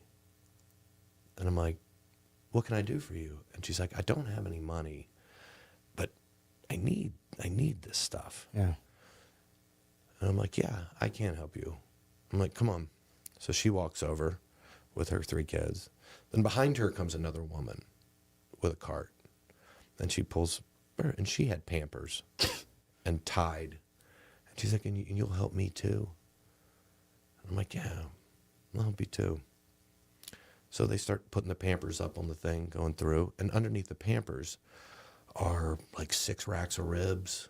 Holy smoke. Steaks, chicken wings. Lord. All this stuff. Toys for the kids. All these Well, things. it sounded like a scam when you first told me it, but I thought, well, there's got to have a redeeming ending somehow. So they start piling up. It came up to $363. Dude, I am fuming. Like, I'm like, oh. And this lady's like, that's the most beautiful thing I've ever seen happen. Yeah. I'm like, lady, don't, just ring it up. I want, and I finally get through, and this lady goes, you know what? That is the sweetest thing I've ever seen in my life. And I said, let me tell you something. Don't watch The Chosen before you go into the grocery store. Right. But here's my problem with that. I left furious, and it ate me up for like 3 or 4 days. And my wife was like, well, what'd you do it for? And I'm like, what do you mean? And it's like, well, did you do it because you're a Christian? Or did you do it because it sounds like I wanted to make myself look good, right? It sounds like there's other people around. And then I'm mad when I got scammed. If I was really doing it for Jesus, I wouldn't be mad. Yeah. I'd be like, hey, he's going to take care of it. Yeah. It's all good. So when I come on and I am on things and I talk about Jesus, I do not want to try to put myself up here, because I'm still down here. I'm just trying. Yeah, but who isn't? Right. But I mean, that's immaturity and insecurity on my part, because part of me is, I want to share this with everybody. And it's not because I want to make myself look good. It's because it's freaking real. Yeah. If you knew me before and you knew me now, there's nothing that does it other than God. Well, and a couple of things too that can be dug out of what you're talking about. We said earlier that anybody can say anything, but your fruit is who you are. Right. And so, people aren't going, Reno, you're saying the same things you used to say. And boy, am I seeing a change. They're saying you're behaving differently. That's fruit. You can't manufacture that. You can't fake that, because you don't even know it's happening. So that's a good analysis that you're hearing from God. The fact that you wrestle with wanting to be better at it, and you want to condemn yourself when you seem like you feel, because you feel like you let God down probably. And it's like, God, I want to do it right, and I'm so sorry. And he goes, what do you think I signed up for? Right. I knew what you were. I had to literally die for you, because Right. you can't get there anyways, or me or anybody. That's the whole point. So I think that to be able to assess when we fall short is another great sign that the Spirit of God is in you, because he's helping you go, it's okay. You were ripped off. It was a scam. Yeah. But nevertheless, God didn't care about the results or even what was happening. He wasn't even judging them. They'll have their own little moment with God, and however he's going to deal with those folks. After their picnic. Yeah, that will happen. But he was trying to evaluate your heart. All he cares about is, where are you coming on this journey? How are you doing, son? You're okay. And he rewards you from your intent. So even though you feel like, I lost $300, but I did it because I wanted to love somebody in Jesus' name, he said, oh, fear not. I'll take care of that. There's a back end. Right. There's a back end royalty here for that. So fear not. I'll get you back for that. But I wanted you to understand in real time how this works, so you can understand it. You know, it's like doing comedy or anything. You weren't as funny. You had a lot of desire to be funny in the beginning, but you didn't know how to do it. And now along your faith journey, you have all this desire to be this new guy, but you're just learning how to do it. And it is a human journey. Yeah. I'm not Jesus. Yeah, and the is. spirit is redeemed. Your flesh spends the rest of a life trying to catch up. That's all it is. And we'll never get there. And so what you're experiencing and what you went through is so important, because, dude, that's hardcore addiction. I mean, that's some serious alcoholism. And like I said, I'm almost embarrassed to say that I was alcoholic. No, dude, I couldn't hold a candle to you. And but they gave me 5 years to live. No, they were like, you'll be dead in 5 years. But I guess and I'm being facetious, because I think that even in my little journey, it was different. I was always kind of home and just got into this habit. But I realized, if you're taking this seriously, then you have to take it all seriously. And what God said is, all things are lawful, not all things are expedient. And he was to say, be moderate in everything. In other words, if anything is controlling you, it's an idol. It's a counterfeit. It's something else of God, where God belongs. And so when you come to that conclusion and then begin to try to do something about it, he'll help you through it. But you still have, if you got yourself in, you're going to have an obligation to help get yourself out. And he's not going to do all the work for you. That's just the way it's going to be. Yeah. And that's no way you can retrain your mind, create new pathways of how you see things, how you're going to respond. You got to get used to it. We are a spirit living in a body, and that body is the thing we're trying to recraft with God's help. So I'm going to have you do this. And perhaps we can have another conversation down the road, because this was great fun, and it was great just to, like I said, I kind of have avoided comics only because I wanted to talk about other things. Right. But it always does feel good, though, to go, oh, yeah, these are my people. Yeah, it's good to be with my people. I feel the same way. And I love that. It's what Seinfeld always says. He likes being around comics. Because we get each other. Nobody can know that challenge. But because my podcast has issues, is about issues of life and difficulty, and it's called Comedy, Conservatism, Christianity, Collide, and Cacophony of Clarity, right? So I'm trying to add all the parts of what makes me me, and that sometimes distributes itself in a comedic way, but oftentimes, and frankly, more important to me is serious things, because that's more interesting to me. Right. They might end up in my comedy down the road, but like you talked about earlier, it's like when you're a comic, it gives you carte blanche to kind of get away with murder. As long as they're laughing, there's no rules. And it helps us release stuff that we couldn't fix. It gives us a place to go. It just pulls the weed, but it doesn't pull the root, and that's what has to die, and that's the hardest thing to dig out. So I'm going to have you do this. That camera over there is yours. I want you to look at it. It's going to sound like a televangelist, but the truth is, this is a moment where, as to why you exist.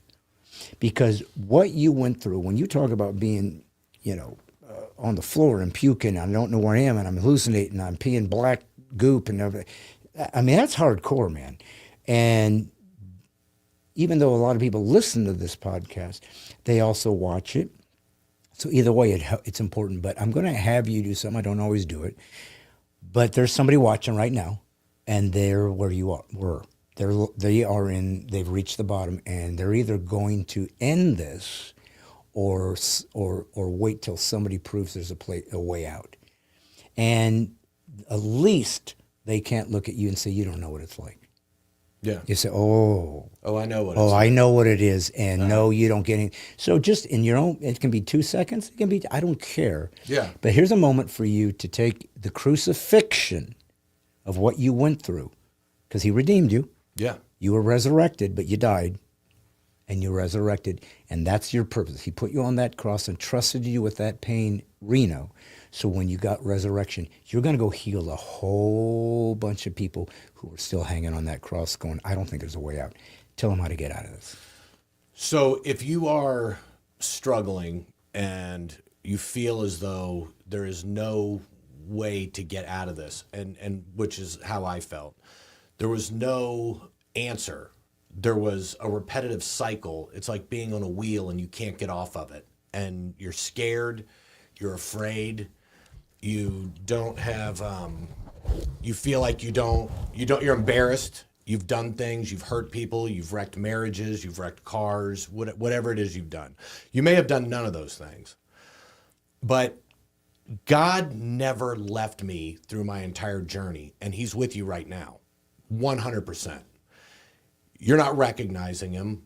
You're probably scared to, because with this sobriety thing, you're going to have to face what you've done. You can drink it away now as if it never happened and keep every day forgetting what you did and what you didn't do or anything. But the biggest part of it is you are already forgiven. If you ask God to forgive you, and you ask the people you've harmed to forgive you, and they may not, God will, people may not, but you faced it. Mm-hmm. And internally, you're crying. You are, let me not say where you are. I was a tortured mess. And the facade that I could put on and the part that I played and being this person who I acted out, and who am I going to be if I don't have this, and who am I going to be if I don't have that? You don't think that there is joy outside of your addiction. You don't think you can ever go to your kid's wedding. You don't think you can have a wedding. You don't think you can go out to dinner anymore. You don't think you can do all these things. The saddest part about that lie is that it's been trained. You've been taught that. For me as a comedian, I can watch 2 different kinds of comedians on TV. I can watch a biopic on Chris Farley, or I can watch someone like Bert Kreischer or somebody else just get hammered and it's celebrated. But there's a freaking road down the middle of that for me. And that is Jesus. And when I started taking that road, all those insecurities, all those failures, all the people I'd hurt, people I destroyed,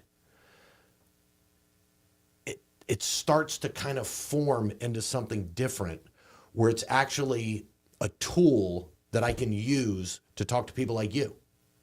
If I wouldn't have put myself, and I did it, into a torturous situation where I harmed other people, I can either blow my brains out, start drinking again, which is basically the same thing, start using drugs. There's all different kinds of ways I can handle it.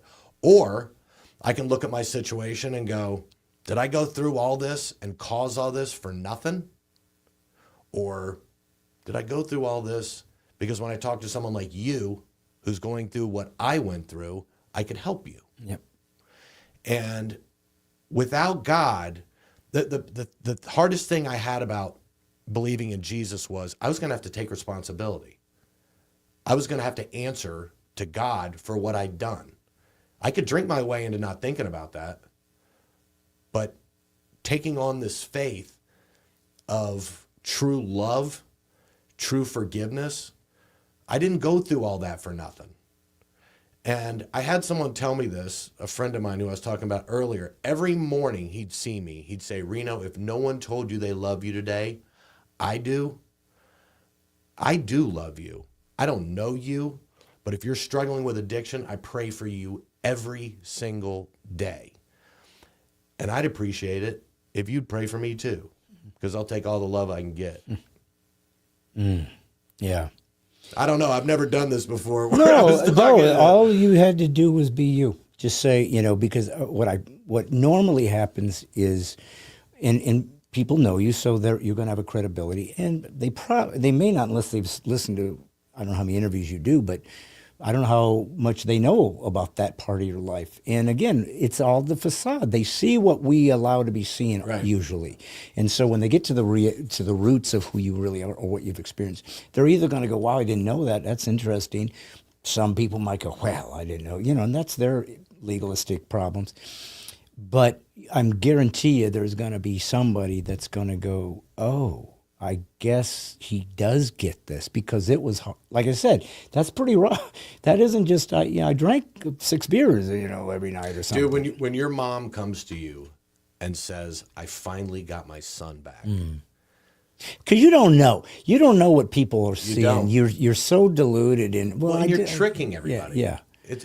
Well, worse, you're tricking yourself. Oh, yeah. The worst is you think I'm all right. I'm just having some. I'm not hurting anybody. Mm-hmm. I mean, obviously, what was interesting for me in my little way. Dude, I'm so immature that like when you asked me to do that internally, I was like, don't do that. don't do that. You're gonna look corny. You're gonna look like this. You're gonna look like that. But here's the thing. I still think those thoughts, but I used to react on them. I used to have gone like, nah, dude, I'm good. Thanks, man. Yeah. Their faith is a leap. Yeah. I'm nervous about this. I'm scared to say this. People are going to think I'm corny. I feel like I'm a televangelist, whatever it is. And I'm Joel Osteen, and now you get a car. But it isn't. It's a recovery group. You're talking to somebody who Yeah. needs to hear your story, and that's probably what helped begin that process for you is recovery, because you start telling each other your story, and you go, oh, I'm not alone. I thought I was the worst guy, and I hate myself. Oh, you too. Oh. Dude, you think you're a bad person? Read the Bible. Yes. Read. Right. Yeah. Did you do a bit about that? Probably. I thought of you when I was thinking about that. I was like, if you just David, just the disciple, just everybody. Yeah. Like the downtrodden. We're God's people. And I am grateful that he exposed the worst of us too, because otherwise, if everybody said I accepted Jesus and man, look at me now, I got everything, my wife's back, the kids got healed, all this and that, you're going to go, well, that didn't work for me. It's not perfect. But suddenly when you go, no, we're all on the journey. That's why the Bible says you're working it out with fear and trembling. It's like, this is hard, it's a long journey. And the hardest thing to understand about God, and the most beautiful thing, was not that he forgave us for what we did. A lot of us have done that with people. Right. And you had people do that for you. Not forgiving people for the moment where you had that crossword with your wife or whatever. We've all been there and done that. But if somebody says, in 2 weeks, I'm going to steal from you, but I want you to forgive me. You're going, well, wait a minute. What? No. Down the road, I'm going to slander your name. That's a whole different ball game. It's like I can kind of navigate it now, right? But what's coming, I got to forgive for things that haven't even happened yet. That's the amazing grace. It's like it was all covered. Now, just honor my son's sacrifice and try to start working it out now. Try to start doing your part now. I'll love you all the way through, but I want you to get serious. That's all he's saying. Just take this seriously, and you did. And I'm going to do a quick question. Well, it's just to my subscribers. For those who want to help this ministry grow and what I'm doing, my live shows or my podcasts or whatever, you just go to bradstein.com and join the Militia of the Mind. That just gives me your email so I can let you know what I'm up to in my newsletters. But if you join the Mighty 10,000, it's just people that want to become more like a disciple. It gives you access to my comedy on my that you get for free. It's $3 a month, so it's $36 for a year. But it helps me do this thing. And one of the things you get is you get a special guest answer that only you guys get. So it's just a way to give you something for helping me grow. So I'm going to ask you a little fun bonus question just for fun. So you said you toured with Larry the Cable Guy for many years. So obviously you guys are very close friends. So, he's a famous guy and a well-known guy. Tell us something about Larry that nobody else would know, whatever you would feel comfortable with. Yeah. I'm not trying to expose something. And it could be funny. It could be, oh, wow, I didn't know that part of his person. That would be an interesting thing, even if it's just a funny story. It's up to you. But tell us something about Larry the Cable Guy that only a close friend would know, that people would find interesting. Hey, guys, I'm interrupting my own interview. If you want the answer that you haven't heard yet, go to bradstein.com and join one of the 3 tiers. It is the Militia of the Mind, it is the Warrior level, or it is the Special Forces. And then you'll get all kinds of special content and bonus answers to make you smarter than you could ever imagine. Go there now, jump on, and join the Mighty 10,000. Well, I don't bring people on to get to gotcha or try to, get ratings. I'm actually interested in people's lives, and especially if there are people that have a very specific brand. I want to find the parts that nobody knows because they're usually more interesting. If nothing else, it tells us how they got there, and that's a great story to tell. So who knows? Maybe you can ask them if that would be interesting to them or whatever. But nevertheless, I want to say thank you for coming on. Thank you for being honest. Thank you for being real. Thank you for being authentic and vulnerable. And all these sound like clinical, terms or some kind of self-help stuff, but it's all true. The beauty of vulnerability, humans need that for some reason. That's because I think it really exposes who we are. We're fragile. It's hard. Even life is hard. Yeah. As humans, and so I'm grateful for this nation. As I tell people, I don't worship the United States of America. I worship God, but I'm grateful for a nation that gave me free speech. I'm grateful for a nation that said that God did matter, and I think He blessed us for that. And I think it cost us when we began to walk away from that, and we're seeing the repercussions of that. And maybe with this new administration, at least speaking about being a Christian is not as taboo now, so I'm hoping God will honor that. I hope for third great awakening. I'm hoping for a revival in this nation, and being peace of that, I hope to be. But good for you on the journey. And can I say one more thing? Oh, sure. So, it's just laying in my head. But when I was talking earlier about God getting me sober, I don't want to be confusing in that a lot of people say, "Well, I asked God and nothing happened." God also gave you hands, feet, a mind, eyes, ears. You have to work at it. Yeah. It wasn't a zap, you're sober. It was brutal. Yeah. But my mom always said this to me all growing up. She said, "Honey, everybody's going to let you down. I love you more than anybody on this planet ever could, and I'm going to let you down. That's why you look to God. Don't look to me to save you. Don't look to you. Don't look to my mom. But you have to work at it. You have to put in He's not going to do it for you. No, but it is things that I thought were so unimportant have become so beautiful to me that, birds. How stupid. I remember walking out of an AA building going like, dude, there's birds. It's like, there's always been birds, dummy, but it's something that there's things that you think are so important when you're caught up in the throes of addiction are not that important. No, they're not. Really. I'm sorry, I didn't mean no, no, listen, this is wide open forum, man. Just speak what you need to speak. But you're right. And that's going back to what I guess somewhere in the midst of all this, I said about the simplicity of life. What we're really looking for is not to be rich or not to be famous. We do shoot for those things, but that's not what we think that's what we're looking for, but it isn't. Because if we get there and it's not enough, then clearly that wasn't the goal. The goal was to be at peace. Peace, that's it. Just to be at peace. I have been rich, I've been poor, and I've learned in all things to be content. If you can be content, the stuff doesn't matter anymore. Yeah. It's irrelevant. That's right. And you will find that the only person that matters is God, because in the end, we're all going to die, that's for sure, and we go alone. We have a lot of loved ones, but your wife doesn't hold your hand and die with you. Right. Everybody gets their own moment with God because it's an individual journey that we're responsible for. And you'll get your rewards, for the things you did, and he'll have to dry some of our tears and say, man, you could have done that, and then it's over and we're free. And that's what we're shooting for. So thank you for coming on, Reno Collier. Yeah, buddy. And it's just great Love to it, get to know you more and more and become hopefully more friends and more just exploring each other's journey together. Folks, remember that we're just people, man. If you happen to know my career or his and you enjoy it and you watched because of this or listened because of our names, good. I'm glad you're here.